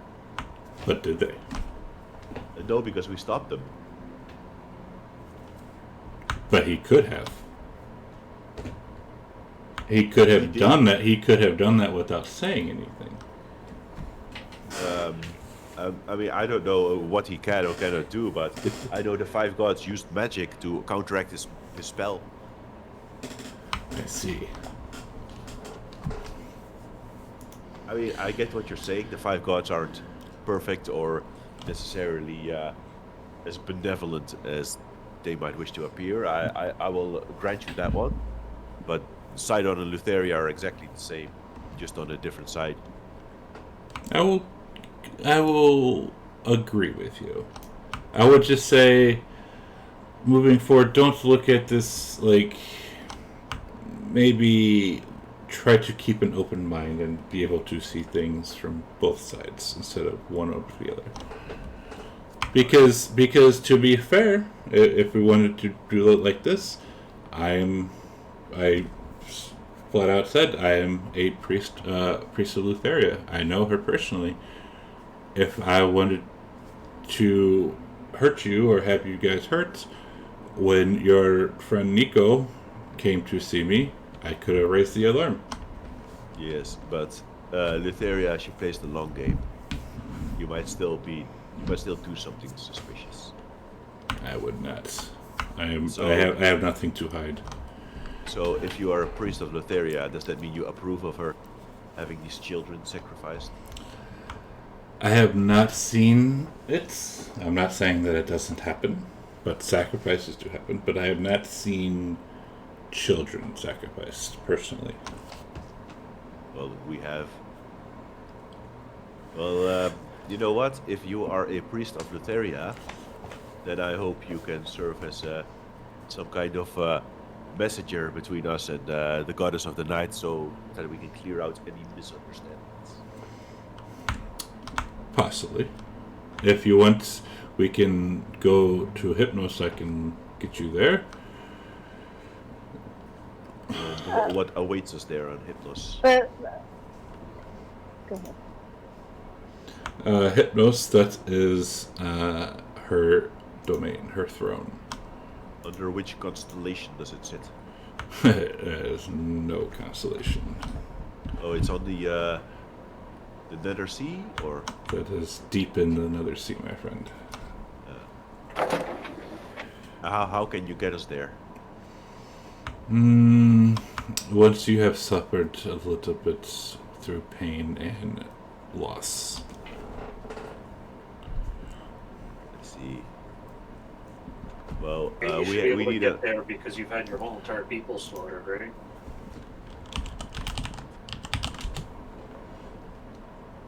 Right. Yes. Was that not enough pain? I'm asking this guy. And he say personal pain and suffering. And it says to steal the I think the Nether Sea, we need a special piece of the Antikythera, right? That is the Forgotten Sea. That's the, Oh, yes. yeah. It's another Three sea, seas. something different. You have the Cerulean Sea, the Forgotten Sea, and the Nether Sea. And then Arcadia would speak up and say, Jeremiah was telling us he could get us to the Nether Sea in exchange for an oath of service. And he said you are under an oath of service to him as well.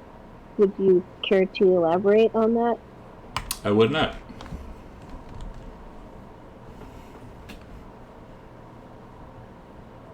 Don't go playing with things you do not know, little one. Hey, Kamas, do you want to summon Jeremiah?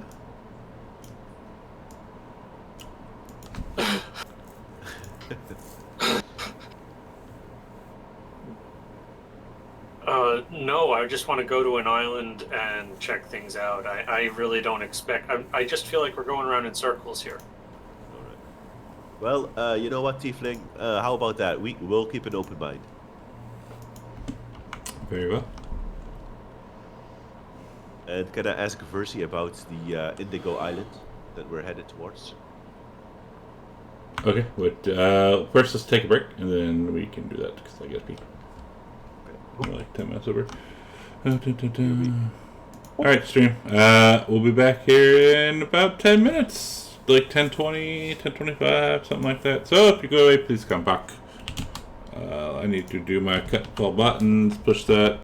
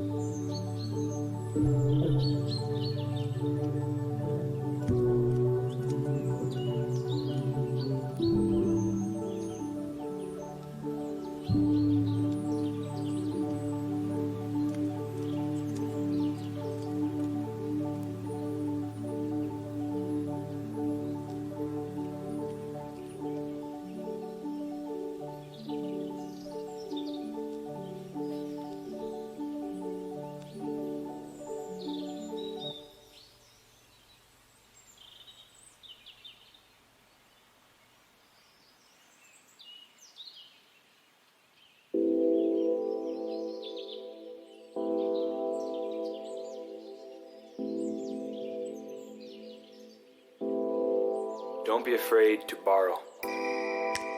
Chord progressions, sounds, little ditties, tiny things.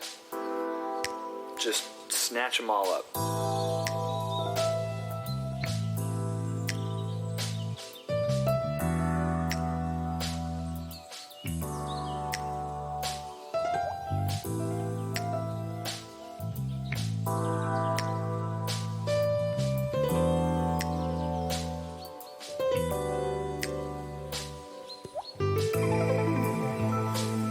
that's one of the reasons why I can churn stuff out, is because I don't have a problem with reusing or borrowing something that I heard.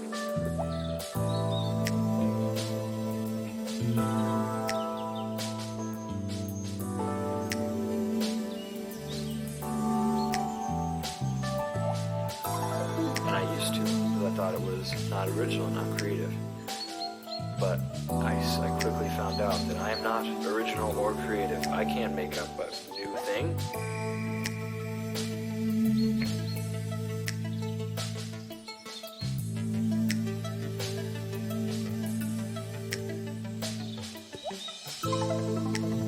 And I very much doubt, anyways, that any of the people that I listen to were the first ones to think of a particular progression. And so once you get over that, sounding good is easy. You just borrow. Basically, let's just copy it and just do a little changey thing and pretend, like it's yours. No one will know.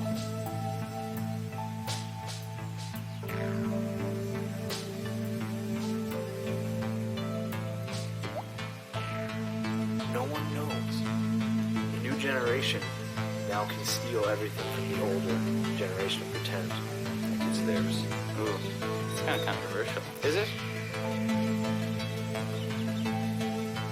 Obviously, chords and melodies, there's only so many different things you can do. Yeah, you don't want to push it. Don't be blatant about it. Be subtle. Like a sneaky thief in the night.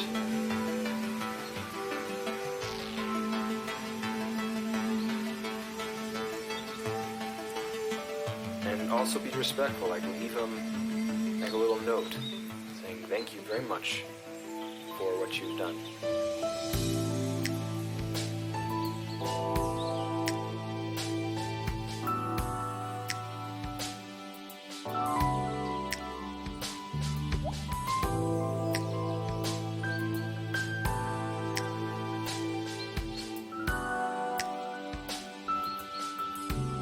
If you listen enough, you start to pick up on the enormous amount of repetitive, the same chord progression over and over and over again. Within the same artist all the time.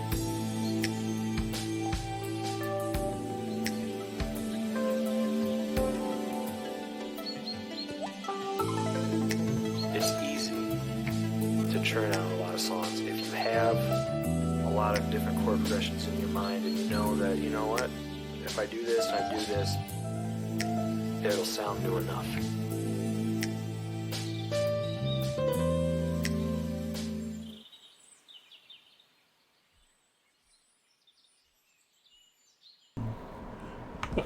Yeah, we're back.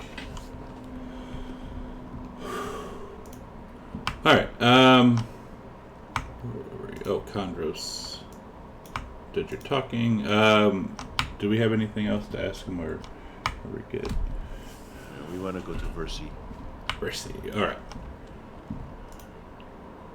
And she is down in her little area. We will ask her, Versi, have you seen anything about Indigo Island, or know anything you can tell us about it?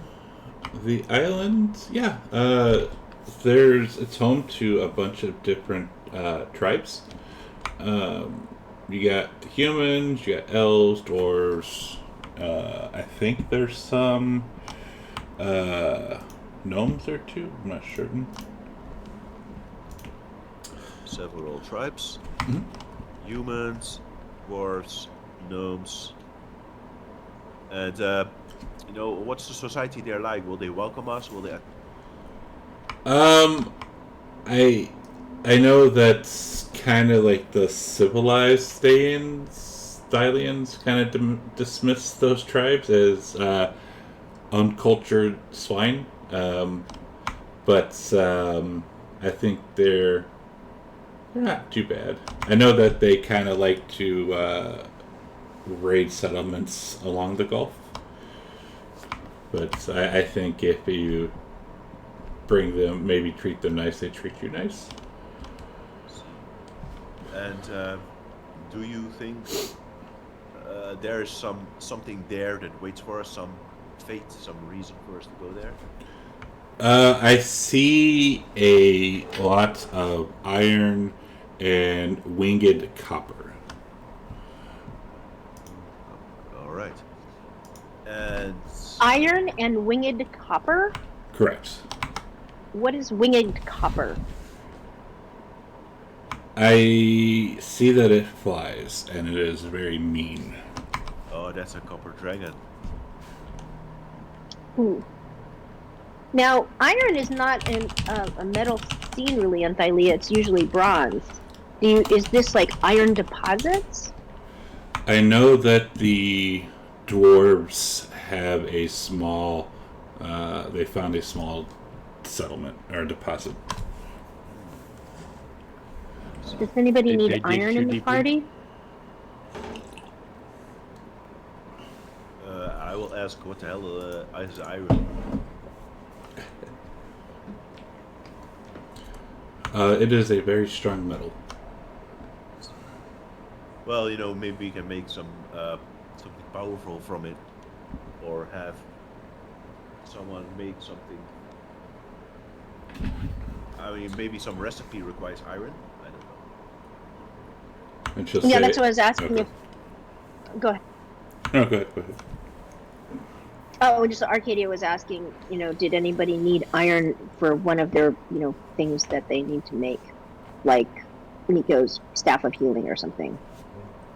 No, I don't think so. Gorgon plate. Block finding that. And she'll let you know that there are several tribes. Each tribe is ruled by a chief and 2 or 3 thanes.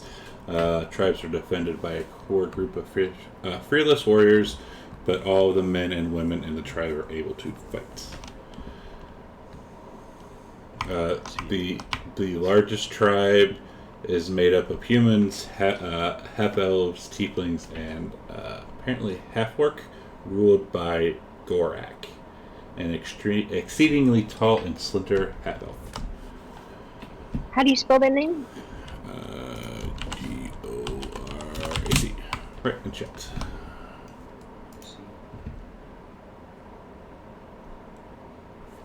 They're known as the Tribe of the Shark. The shark? Correct. The Tribe of the Dolphin is the most. It's a tribe of elves. They are the most xenophobic of the islanders, and they are masters of building different types of boats. And the tribe is ruled by Dolphin, an elf woman. Do they worship any gods, or do they just worship Thylea? They all worship Thylia.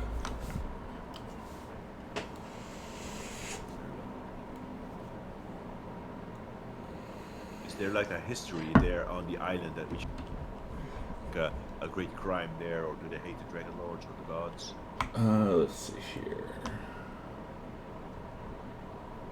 The history of the Indigo tribe. She'll tell you this. More than 1,000 years ago, hundreds of survivors from a series of shipwrecks washed ashore on the Gulf's islands. They are helped by the native races, including the nymphs and satyrs, and they were eventually able to build a small fleet of ships to sail the Gulf. They discovered Indigo Island and settled there, calling themselves the Indigo Tribes, after the fields of dark blue flowers that carpet the island. When the Dragonlords came, the tribes fought on the side of the Thylian natives as a naval force. They scored several significant victories, but they went back into hiding after the end of the First War, and they have remained there for the past 5 centuries. Although the island's forests are plentiful with deer and boar, they mostly depend upon fishing and raiding. Always those damn Dragonlords killing everything. Would you mind sharing that in the chat, please? Sure. Arcadia finds this very interesting because it's not completely unlike the Amazons retreating to an island after the First War.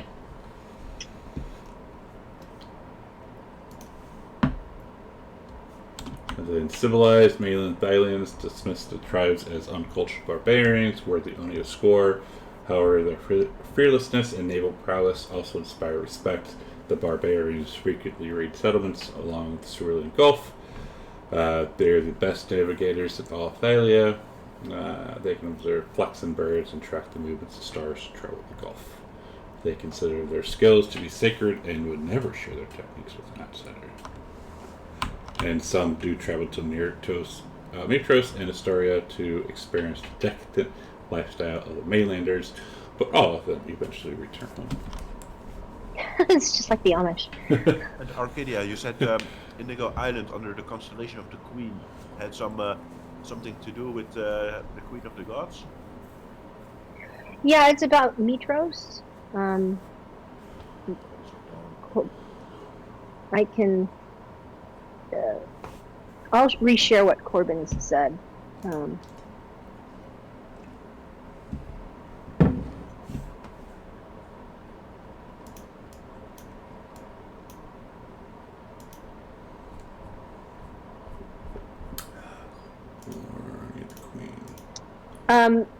Curious, would any of these, because I don't know where they are in geography-wise, would Arcadia on Themis have had any experience with any of these barbarian tribes raiding Themis?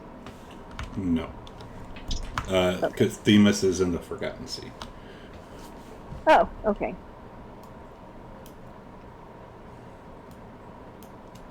I put the thing in there, Dan. Oops. If you look, yeah, this where you currently are, but yeah, the Forgotten Sea is here. You guys are here. Got it.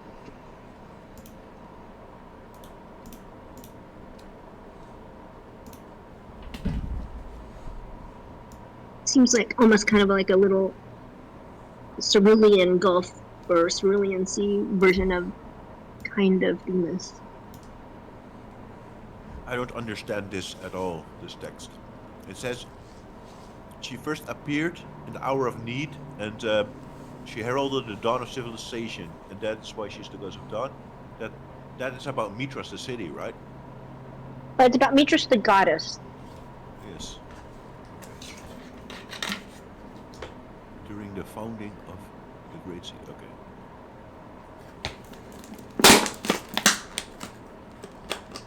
So we'll see what awaits us on those islands. Alright. Oh.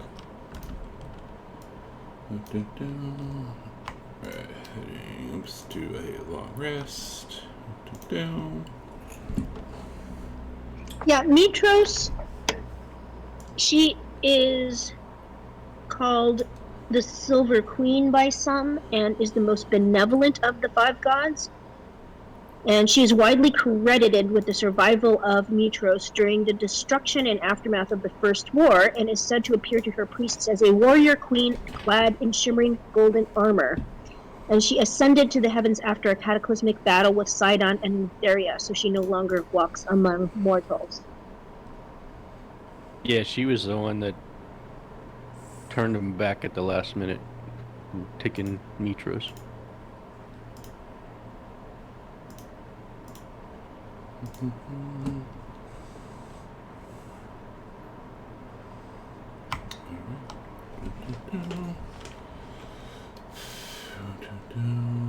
So day one, pretty uneventful.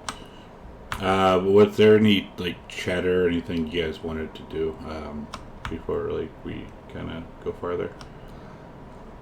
Yeah, nothing different than we normally do. Okay. Demetrius, are you going to talk to Pythor or am I? You do it. Alright, Arcadia would walk up to Pythor at some point and just look at him and say, tell me about Hexia. What attracted you to her, and how did you meet? Hexia? Well, she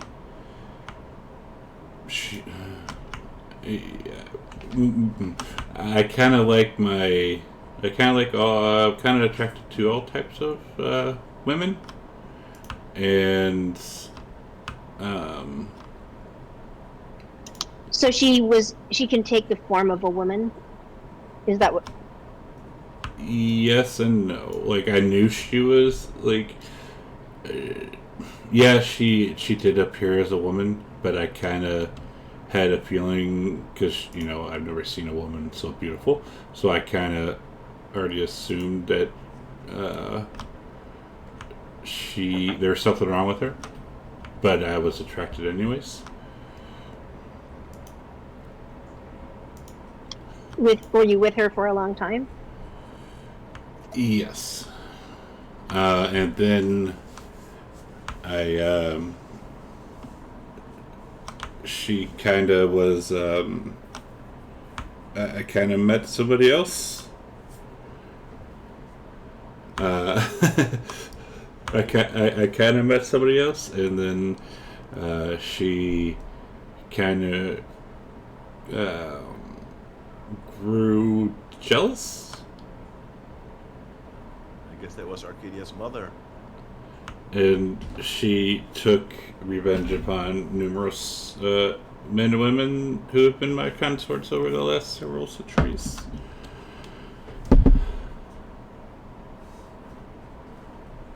So basically, she takes anybody that you are interested in.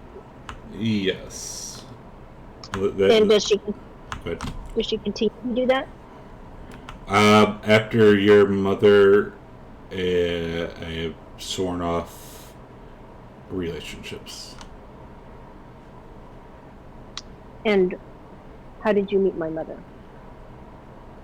I mean, I was kind of doing the rounds, and she caught my eye, and one thing led to another. And was she a one-night stand, or did you stay with her? I stayed with her. That's why, yeah, I stayed with her. And then she wasn't there. And how is it that you swore an oath to Hexia not to harm her? Because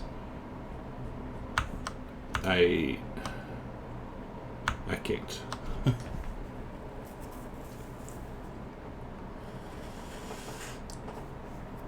He goes on a long tangent about your brother, yeah. He goes on a long tangent about what? I'm sorry. No, I'm just reading what Demetrius put in. That's the name of the show, How I Met Your Mother. Oh. He'll say, I can't.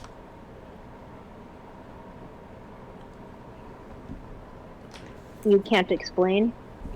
Correct. I have a question too. Did you know that the Dragonlords were performing genocide on the Guidance?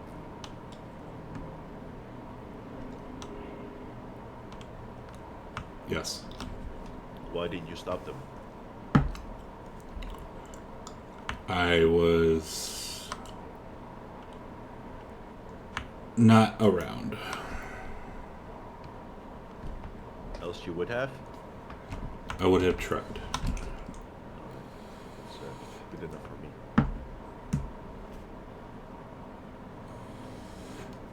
me. Now, Hexia's mother, the Dragonlords slew her. So, just if you do meet her, which I'm assuming you are probably going to one time, just be careful, because she will probably just attack on sight. The Dragonlords slew her mother? Yes. And what was her mother's name? Insert random name here, because they bad writing it. Did Okay. not put it in here. I'll put you one. We saw a green dragon that the Dragonlords were riding in the necropolis.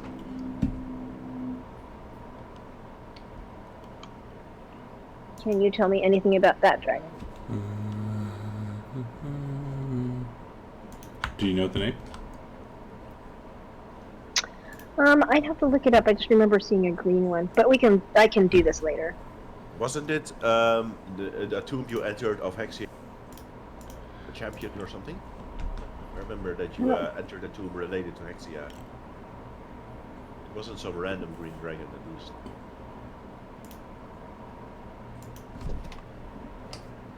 I'll have to look it up. I'll find it later, but let's not. I don't want to waste time. I can find it. That's all the talking, then I guess. All right.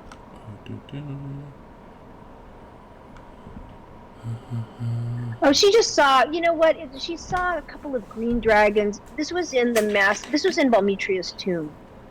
There was a panel depicting 10 different dragons, of silver, bronze, green, and mithril, and that is the one I was thinking. All but anyway, let's go on. Okay. And go ahead. She would ask, are the colors of dragons, does that determine if they are good or bad? Like metallic ones versus colored ones? I guess not, because the Dragonlords were riding all sorts of different types.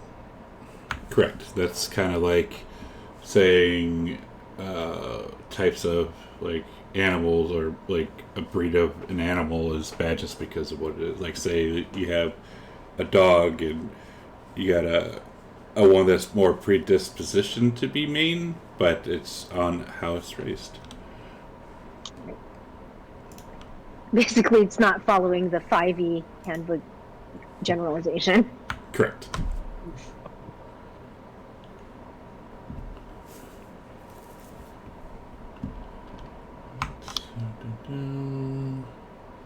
Do you have a description and any names of Balmetria's offspring? And he'll kind of cock his head. Offspring? We were the priest of the Dragon Shrine in Astoria, Aesop, sent a siren saying that they thought that 4 of her offspring might still be alive, and we need to look out for them. Not that I'm aware of, to be honest. As far as I know, they're all gone.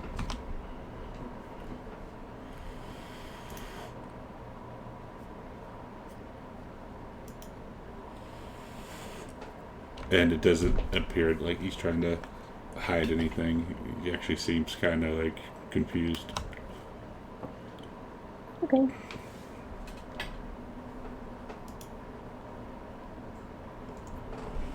I think that's all I have to say. Alright. Well, it's at this point. So those, like the wings and all that crap, like that you carried, I'm just going to assume you kind of like tied it down out here. Like to like stop the swaying, like stop them from like kind of falling off the ships and stuff. Yes. Alright. The cargo hold? Sure. On the bottom deck. That way, if the ship sways, we don't lose our items. Sure. So, it's about this point, though, that you hear screeches of 6 monstrous flying creatures above your ship, which interrupt an otherwise peaceful day. Great feline beasts circle overhead on scaly reptilian wings. Uncanny human-like faces protrude from wild manes edged with barbed quills. When they see that you have noticed them, their howls morph into malicious insults delivered in perfect common speech. And that's kind of what they look like. Damn. Eek. Ugly mofo. Oh, yeah, cute kitty. The insults just sting the most. Oops. and they are all about 200 feet up in the air. Arcadia's going to get her crossbow ready in case they come towards her, but she's not going to antagonize them. I will move towards the ballista and try to loosen it.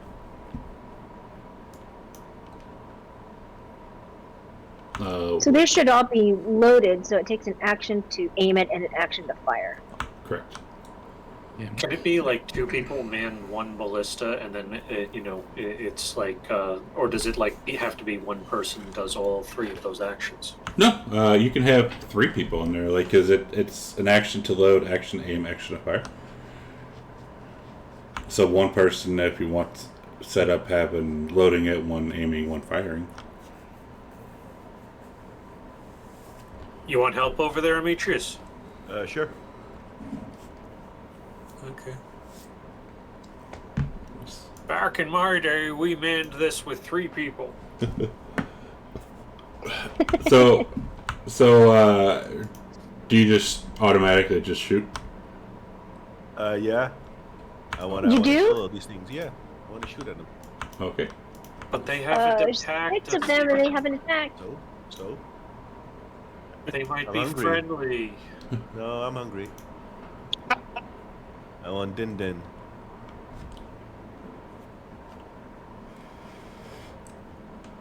Oh god, there's 6 of them. Wow. It's like whaling, Okay. you know. If you see a whale, you have to shoot it, and then it's like a lot of gold in there. No, you don't have to shoot them. Arcadia looks over at him like he's crazy. They are valuable commodities, these creatures. As they fall into the sea. Wait a minute. I thought I rolled a 2 for initiative, and I'm really high up in the order. You rolled a 5. You rolled a 5.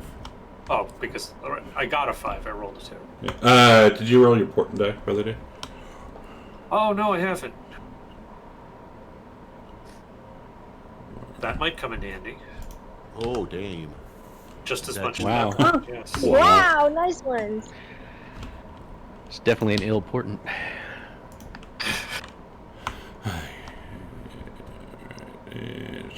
Listen, I'm not sure about you guys, but they just called my mother an ugly sow, so I'm not gonna let that stand. It's on. It's personal. Alright, well, this one is at the top. He's going to call out, "If you want to live, you foolish creatures, give us a living sacrifice to Sidon." And that's all he's going to say. I give Arcadia a pointed look, and it says, "Now do you agree with me?" And that's all it will say. It will not move to attack. Just that it demands a living sacrifice to Sidon.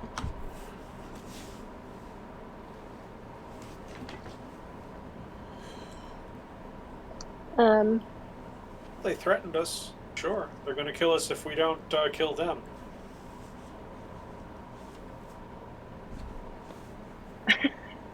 Arcadia looks around. Is there a mouse running around on the ship?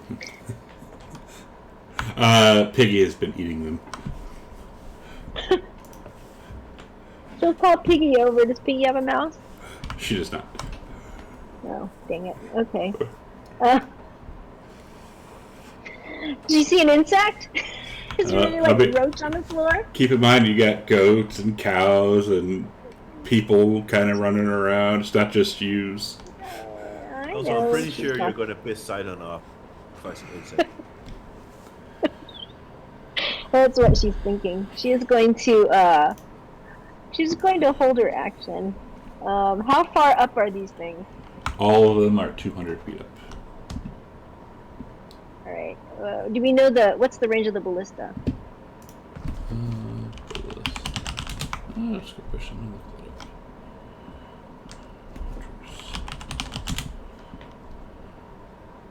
This is D&D. Their range is like 5 miles. Yeah, so this should be pretty high. But she would say I would Okay. suggest us concentrate on one at a time. I mean, to pick them off. Come on, where's the damn mattress?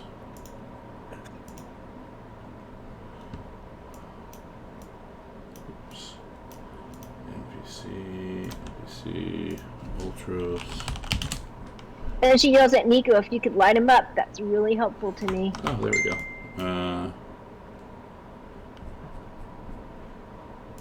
Ultros is at the end of the combat tracker. Range bolt, 120 and 480. 480. That's with disadvantage, right? Yeah, up to 480 with disadvantage. They're too high for me. They have to be closer. Within 60 feet. If only you could fly to them. Oh wait, then you can't cast. Never mind. And I don't think he has flight form yet. No. 8th level. Well, we're certainly not going to sacrifice something to sight on. So he's going to respond with an arrow, with a bolt. I think the fact that you considered it should cost you piety. She just had to give it an insect. Goat? Forget that. Can't have a goat, right? Well, now that you say it. So she's going to shoot up at Manticore 1. Okay. Sacrifice a manticore to Sidon.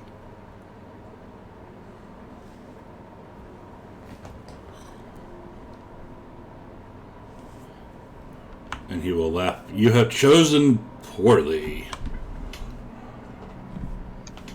Well, and then she says, that one, hit that one. And she's going to move where she can actually find some cover closer to... Where's the entrance to the bottom of the ship? These things down here, right? Yeah. Middle. Move a How little the closer stairs there. go down. Let me see, 5, 10, 15, 20, 25, 30. That would be right about there. And that's the end of my turn.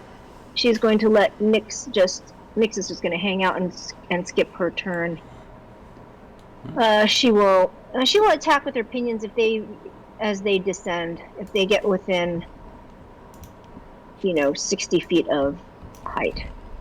Okay. 14. Let's see what's the range. Yeah, it's past turn.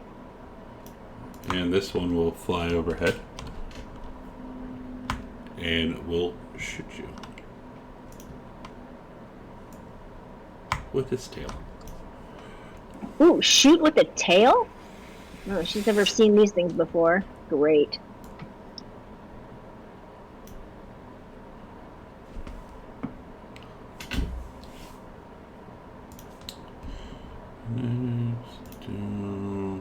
Corbin. So how high up is that thing shooting from? They are all 200 feet up. Oh, all right. So no chance at all.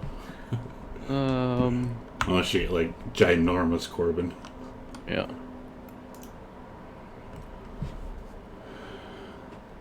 Corbin, take the other ballista. Yeah, that's what I'm doing. I'm gonna sprint over to the other ballista. Corbin sprinting must look so funny. No. No. No. No.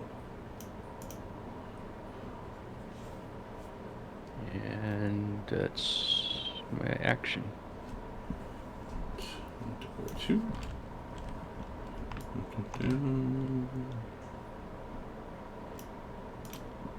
We'll also shoot Arcadia.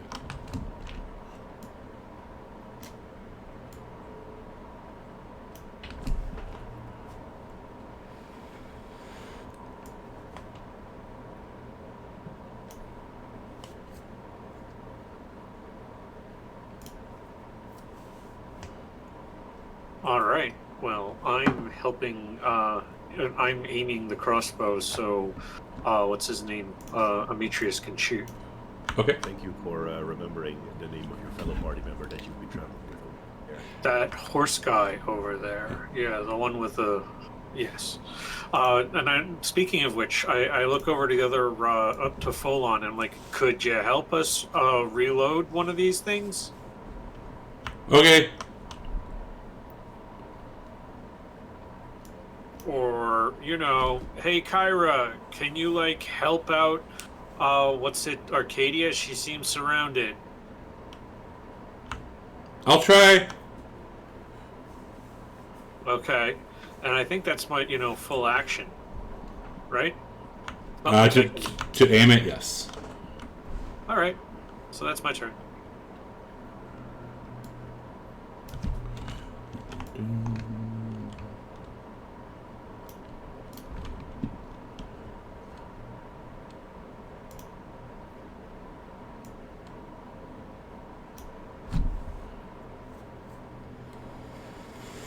Rolling quite high. Hey, Beatrice. Okay. I'm going to say, hey Pythor, I bet you can't send one of these things flying with a single blow. And then I am going to fire the crossbow at let's see, which one did Arcadia? Manticore 1. Alright, I'll take care of that. Let's see. Boom. Bam. And it dodges. It just kind of like flies out of the way as it comes. Shoom. Right, then. Why do we have disadvantage on that? It's 120 for normal and then up to 480 with disadvantage. It's too far away. Yeah, it's 305 feet away. Gotcha. This Manticore.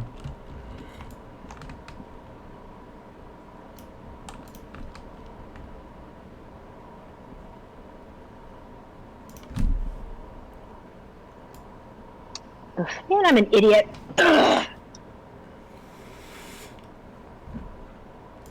Okay, so I'm stopping this because I forgot.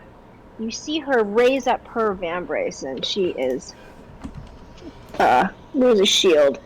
Sorry, I'm gonna put this. I was wondering if she was ever going to do that. I know, I'm an idiot. Sorry. It's too sleepy.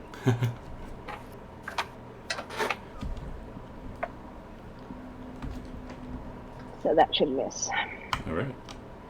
I was wondering if you're ever going to do that. Manticore 7.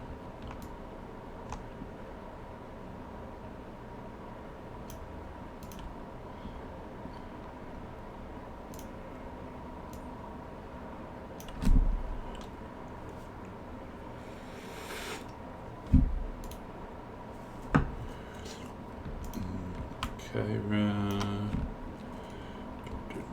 She has. So she's gonna do half. So she'll do 30. And she'll call out, what do you want me to do exactly? They're too far up. Who says Kyra? Lightning bolt? It's only 100 feet. A cute little dance. Okay. Fog cloud.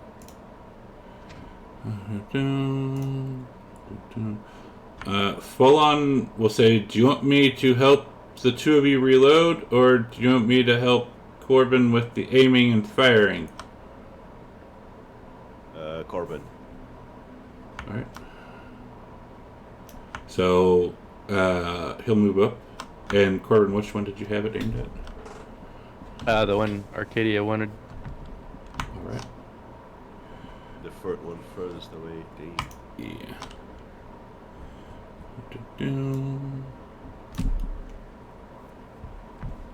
It hits. Damn. Nice. Corbin the archer.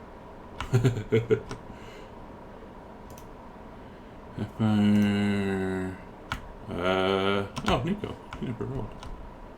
Did it look like it was hurt at all? No. Do we have a Nico? are any of these Okay. within a 60-foot range? They are all 200 feet up. And Nico's just going to shake his fist at them. Alright. Arcadia would yell at him, "Take cover!" Like that. Go hide behind the mast. All right. Then put that there, and then we'll do that. Back to, oh no.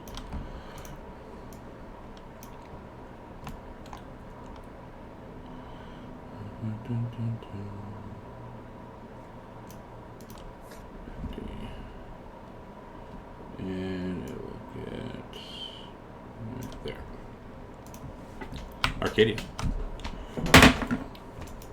Alright, I'm just not thinking today, so she's going to murmur a little something which would cause it to have Hunter's mark on it. Let's do that.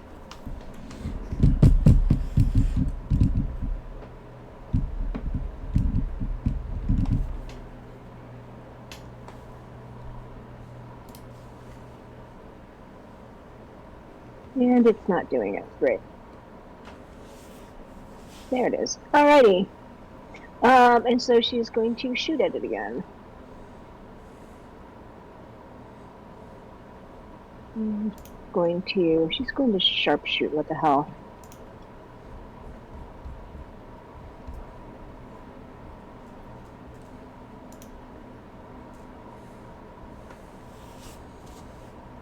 Do you have something that doesn't give you disadvantage on range? Pardon? I said, do you have something that doesn't give you disadvantage on range? Yep, I have sharpshooter.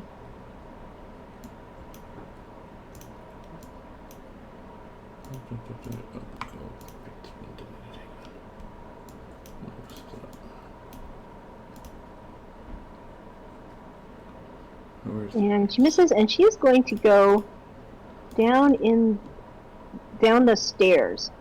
So she's covered by this thing. Okay. It's not stupid. And she's just going to let Nyx. He calls Nyx to her to come into this thing because she doesn't want to be flying around with those things.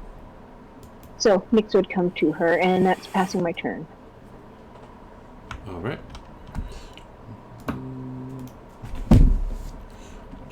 14.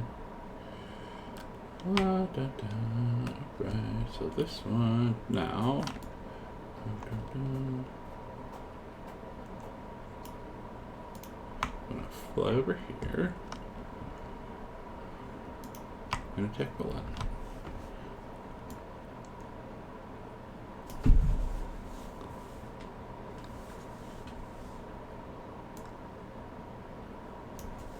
Ooh, full on low AC. Next there. Corbin.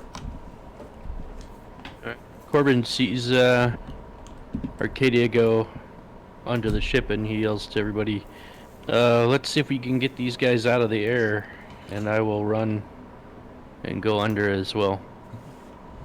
Yeah, that's a good idea. So I want to make sure I'm far enough in where they can't attack me from the air. They have to land and come after me if they want me. All right. Yes, let's all go below decks to make sure to lure them into landing. I'm gonna cast a sphere of darkness, and I'm just gonna like dance in and out of the sphere, where I'm just gonna jump out, shoot at them, and jump back in. Nice. Nice. Cosmic brain.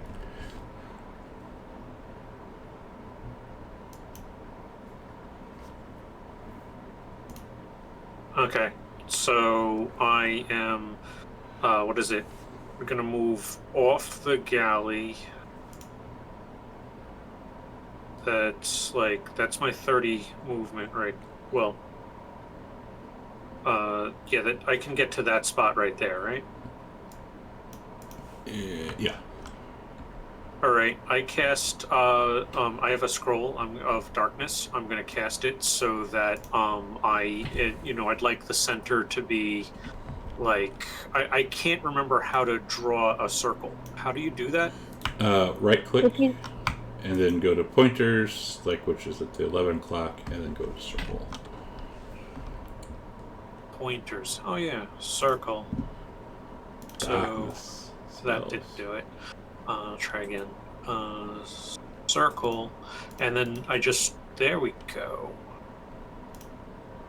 That's 15-foot radius. Now, how do I move it? Center. Yeah. Click and drag to center.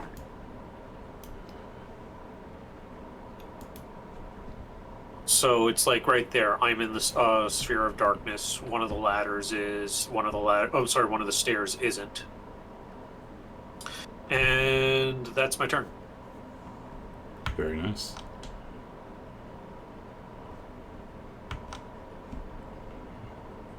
And before they have dark vision. 21. You can't see through this with dark vision. Oh, what's this? Oh, it's spirit darkness, not darkness. It's the spell darkness. And oh wait, yeah, I'm stupid. Sorry, I haven't. I'm going to activate my drift globe and cast daylight in the darkness. Alright, 21.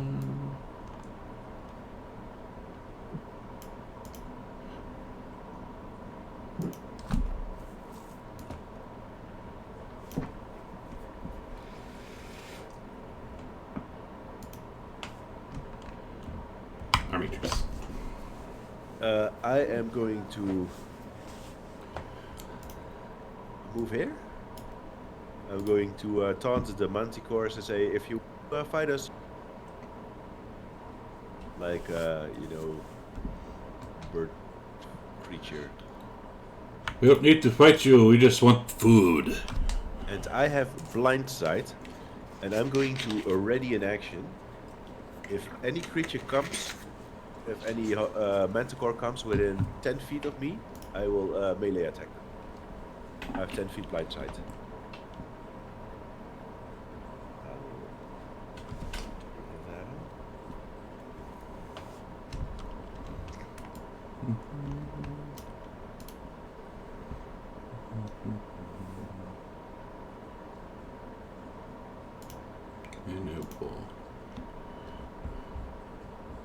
Oh shit, Folon, get in here. Arcadia yells, "All you want is food?" That's Told you, different from a sacrifice. we want a sacrifice. We need to eat. All we want is some manticore wings.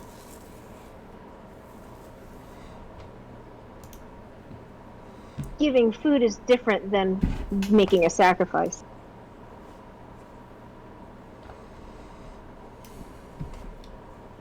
I would have given you a goat.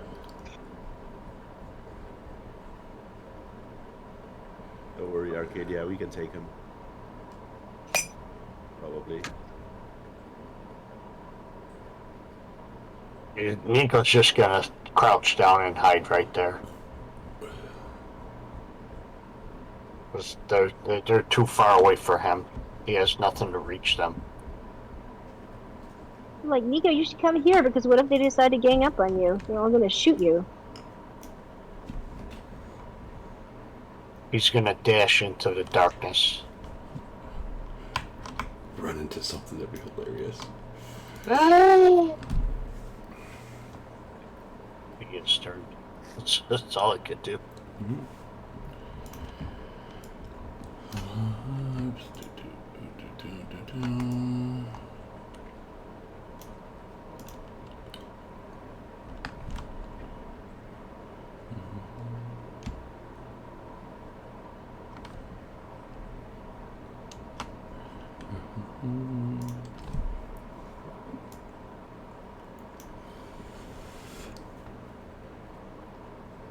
I dropped a 20.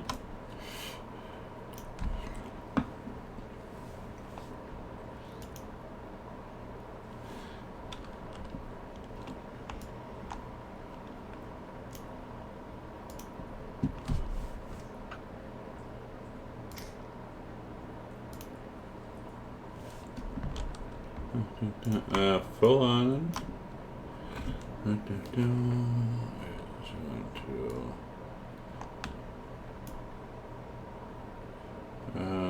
he is going to kind of like over here.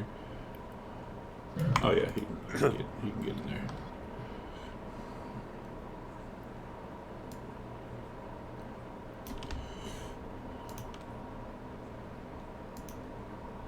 Ultros.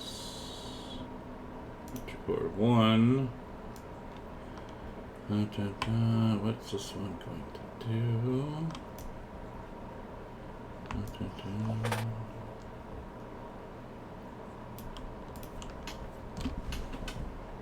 And you'll hear someone yell out, "Shit."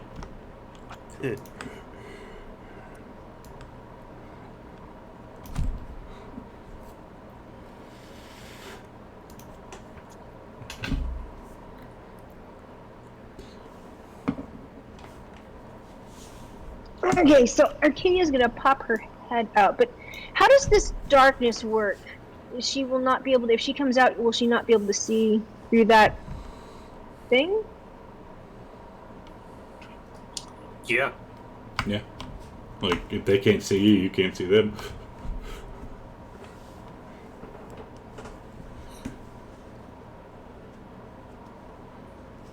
So you shoot, and then you run into the darkness. Good idea. So she's gonna run 15 feet out there where she can still see that guy. And then she's going to shoot. And I have a feeling I did something stupid. But, oh, that's why it's gone. Healing potion for Manticore 1. Thank you, Sven.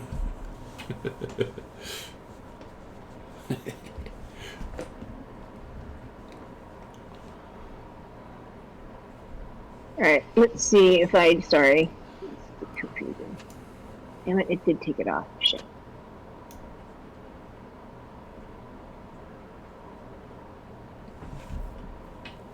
Alright, well, here we go. And if I have to do another 6, it's just the way it is. So she takes 8.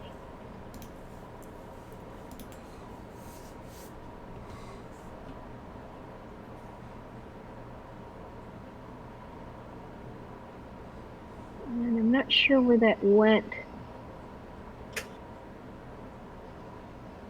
Come on, Nut. Okay, I'm guessing that's the sharpshooter. Okay, that's weird.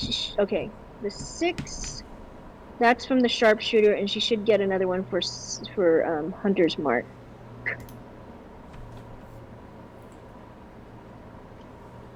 So if you wouldn't mind adding that, and then she's going to run back down in the hold. Or into the darkness, and she'll almost bump into Arutrius. And passes her turn. You only had 10 feet left. Oh, okay.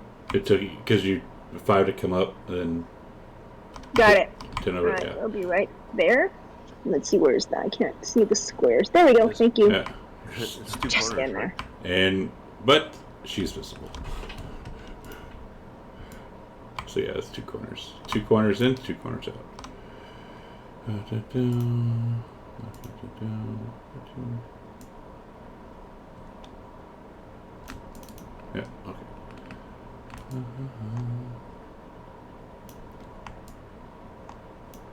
Come on, work.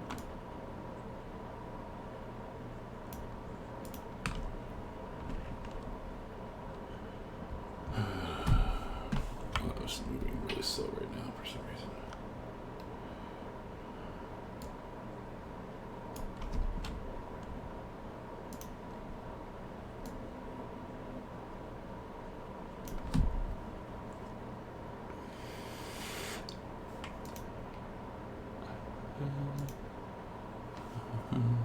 Mitch is calling.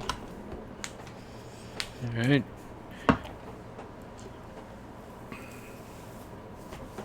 Okay, I'm gonna run up here next to Arcadia. And I'm going to shove her farther into the darkness.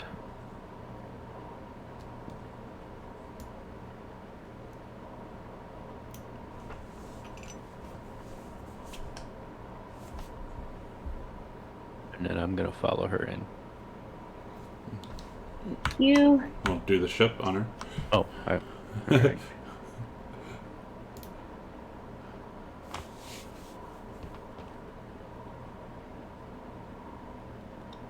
Ooh, not a good shove.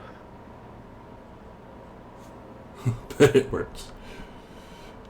5 feet in. Alright. So push her 5 feet in. Bang. Okay, and then I'll follow her in. The God, you'll not deny us our sacrifice, you foul heathens. Come down here and you'll see a sacrifice. 2.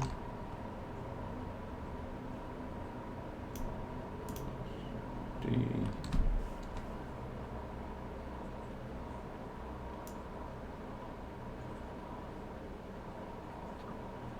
Wow, this is moving very slowly.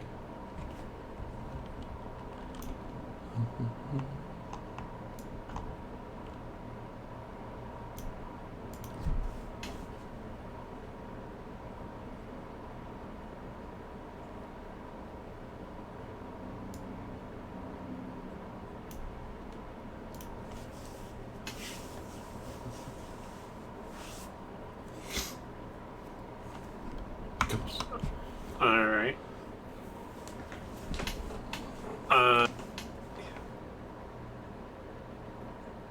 Pop out over here and take a look around. Are all of them still like 300, 200 feet in the air? A couple of them have come down.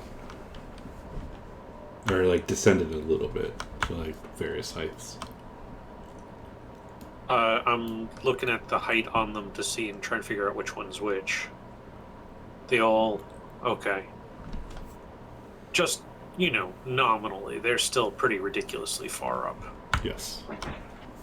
The only one that's injured is Manticore 1, we think, now that the Sven has interfered. Spencer!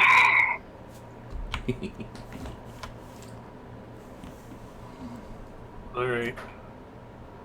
Since I'm looking for the one that's hurt, I'm going to go there. I think that's takes me to 25 movement. Now you're back in the darkness. Okay. And I think I'm just, because I have a little bit more movement, I'm going to skim a little bit farther over to there. And then call it a turn.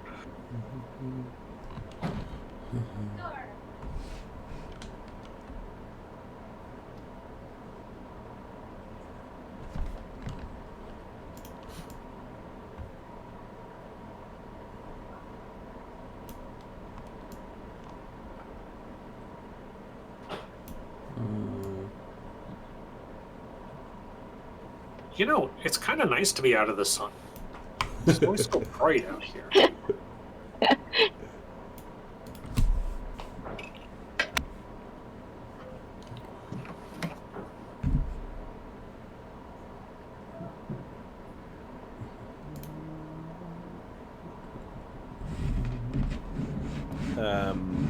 Okay. I will yell, Tiefling, go below ship, or join us in the darkness. No shit! I will move here. Thank you. And anytime this is 3 corners, so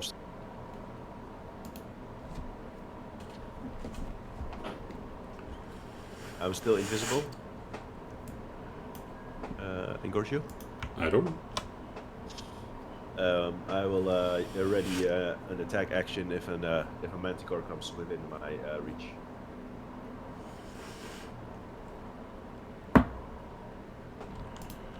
You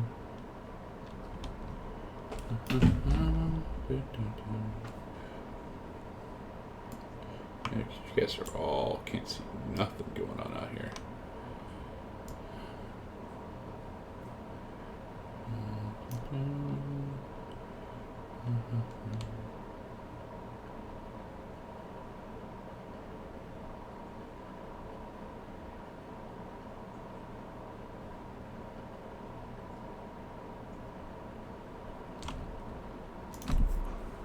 Nico. Blind Nico. Nico's gonna run directly into full on. Oh! Demetrius, get out of the way! Not Demetrius, I don't smell that bad.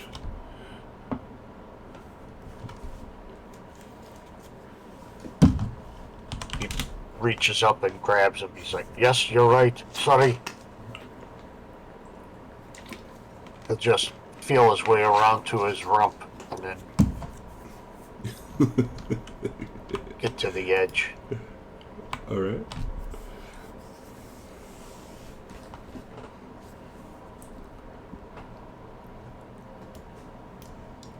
What we got? Alright, he'll hold an action Yep. right there. Can he see that Manticore right above him? Yeah, if you step there, you absolutely can. Okay, Because you are exposed. okay. He's gonna cast, who's it? Moonbeam on him. So that's within range. Mm-hmm. Yep, 120 feet. So it doesn't go until his turn. I don't think.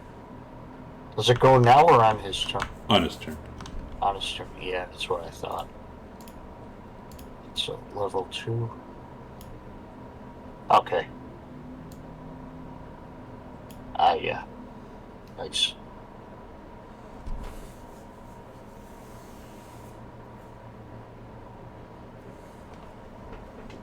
Nico's turn.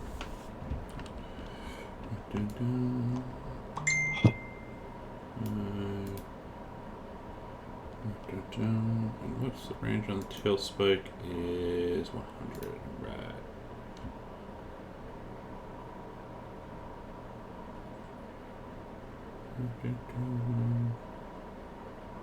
So that would be, how much is that? Oh, look at 80. the range. 80, 85, 90, 95, 100.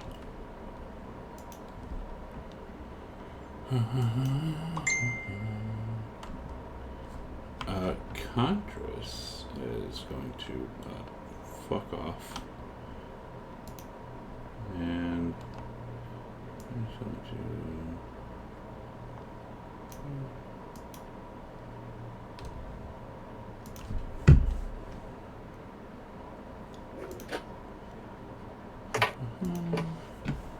we'll do one more round and then call it. And the Manticore, thanks to spin, gets healed for 1 healing potion.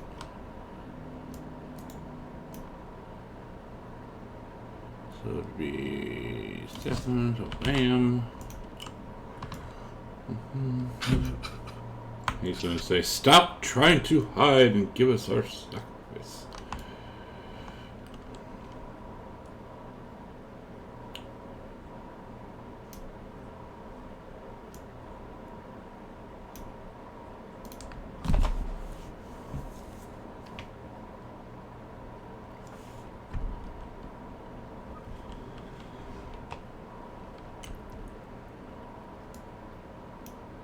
Takes so long.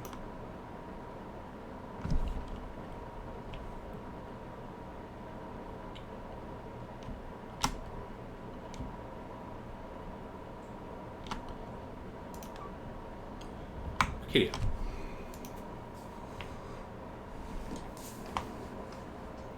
Okay, so she's gonna pop out, thinking that that Manticore is over there, but she doesn't see it and scans the sky to see where's the one that has her bolt sticking out of it, and then she's going to shoot at it again.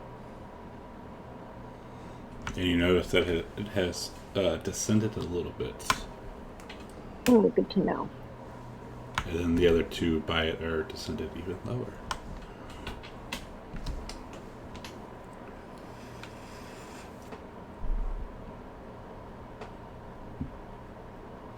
And she goes back into the darkness.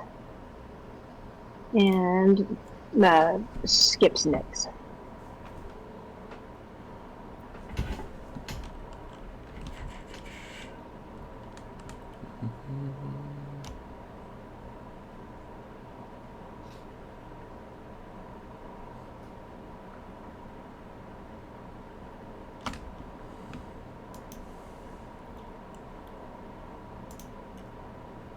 Cool. Alright. Corbin's going to run for the doorway. Try and get under again. He doesn't like the dark. So, am I undercover now? Yeah. Alright. Then I will hold my action to punch anything that comes in the doorway. Get any flying creatures that come in the doorway. Okay. Not any of my friends. Nico walks in and gets a black eye. Yeah, punch Right. in the nose. Right. Let's go to.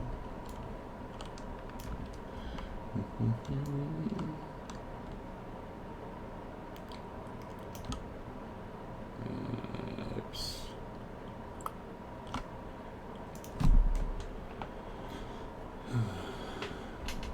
Quemos. All right. Quemos will step out of the shadows for half of his movement. And as far as I can tell, Manticore 4 is the lowest one? Or what's his deal? Is he glowing funny? The one you can't see that one. Well, I guess I guess because it's only 15 foot. Yeah, that's the. There's a beam over it. All right. It's like a nice beam of light. I'm going to aim for Manticore 4, which I assume he's within 120 feet at this point. See. Kind of a Pythagorean theorem 70. thing. Yeah. But either way, yeah, it's... And... So, like I said, Magic Missile. I'll find it. Don't worry. And 1, 2, 3. Ooh, those are pretty dice. Those are pretty dice. They are. I don't know why they're that color. My dice are yellow. That's the new fancy ground things. Certain spells have certain colors. Oh, really? Is spiritual that it? It depends on the spell? Yeah, my spiritual weapon is pink and my divine spells are yellow. 15 Interesting. out, 15 in. It's the new cha-cha. Real smooth. That's my turn. She needs to buy her own bloody dice. Unfortunately. Okay.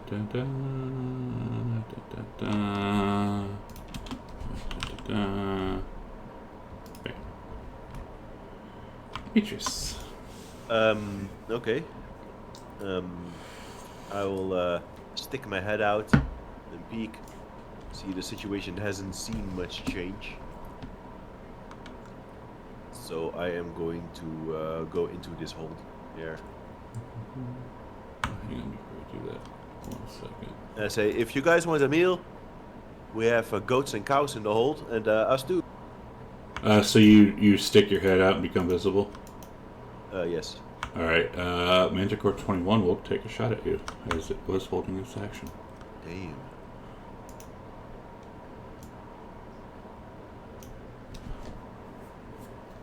Goodness.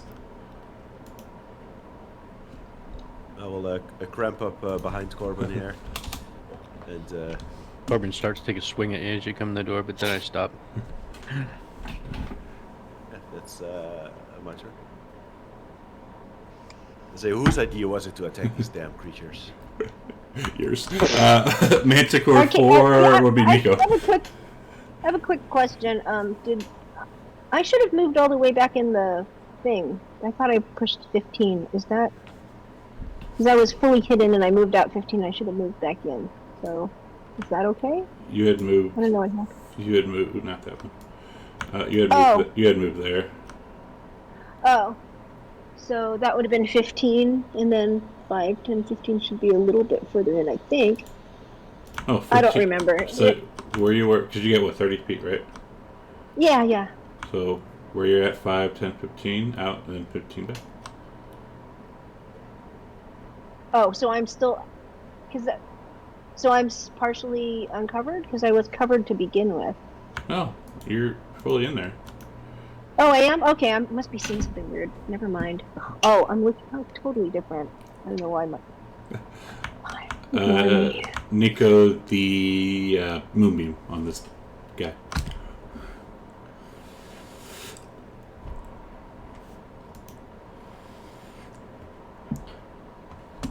Very nice. Nice. And he's going to take a shot at you.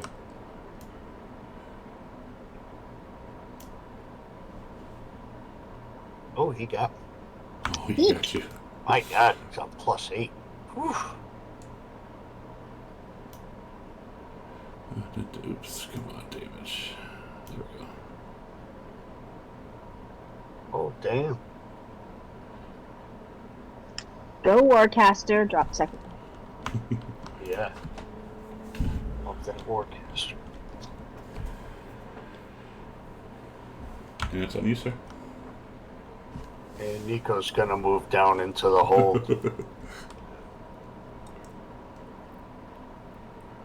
Next, try to squeeze past Demetrius. Move your big lump!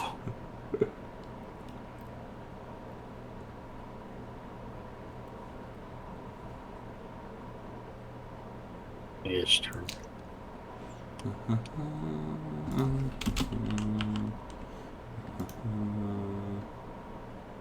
Yeah, it's tight in here. Alright, they're gonna have to squeeze to get down here.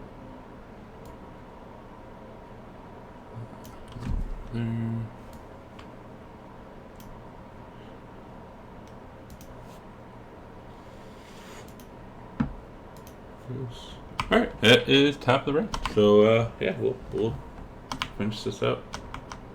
And pelicans attacking our boat. Oh, one was a sacrifice, but then you had to go and start attacking it for no reason. For no reason. They insulted us. You said they hurled stinging insults. That's like psychic damage. But it didn't attack you first. Y'all attacked it first. Well, I felt attacked on an emotional level. Oh, yeah. They make you less sensitive. Yeah, horses are very sensitive. Yeah, it's part of our race description. Yeah, Demetrius. Mm-hmm. At least He did say, good. well, he said sacrifice. That's different from food. I mean, you know, they want food, they want sacrifice, same thing. Honestly, No, even if they didn't want definitely anything, different. if They they just didn't want wanted anything, food. If they just wanted food, Arcadia might have given him a goat. But if they want to sacrifice to Sidon, that's different. You could have sacrificed the goat. No sacrifice to Sidon. Well, if they just wanted a pat on the head, I still would have attacked them because you know, materials. Corbin may offer them the Five Gods burger and fries. With Steve's barbecue sauce. Five gods. And then they can go in and out. Oh, yeah, God. I wouldn't give them In-N-Out burgers. I'd keep those for myself. That's why, like, right now, I'm not really jealous of people who live in California, but I'm jealous of Arcadia right now because she's in San Francisco. And I think they have In-N-Out up there. Oh, yeah. So, yeah, I'm jealous. But yeah, that's, so we'll pick it up. Get to If you could leave the table up for a little bit, I'm doing some weight calculation. Thanks. Okay. Alright, until... Fun game. Lots of lore, good battles. Yeah. Some guy being an asshole again. One day. One day. Kick his ass. Alright, but yeah, that's it. Thanks, guys, and we'll see you in December. Holy crap. Alright, see you guys next week. Thank you. Good Yep. game. Thank you. Bye-bye. Alright, stream. Thanks for hanging out. It was fun. We'll be back here next Sunday. December something. Holy cow. Yeah, December 4th. And then come January, there's a new game starting on Saturdays. Ooh. So if anyone wants to come and torture Sven, he's playing it. Anyways, yeah, thanks for the session, and we'll see you next week.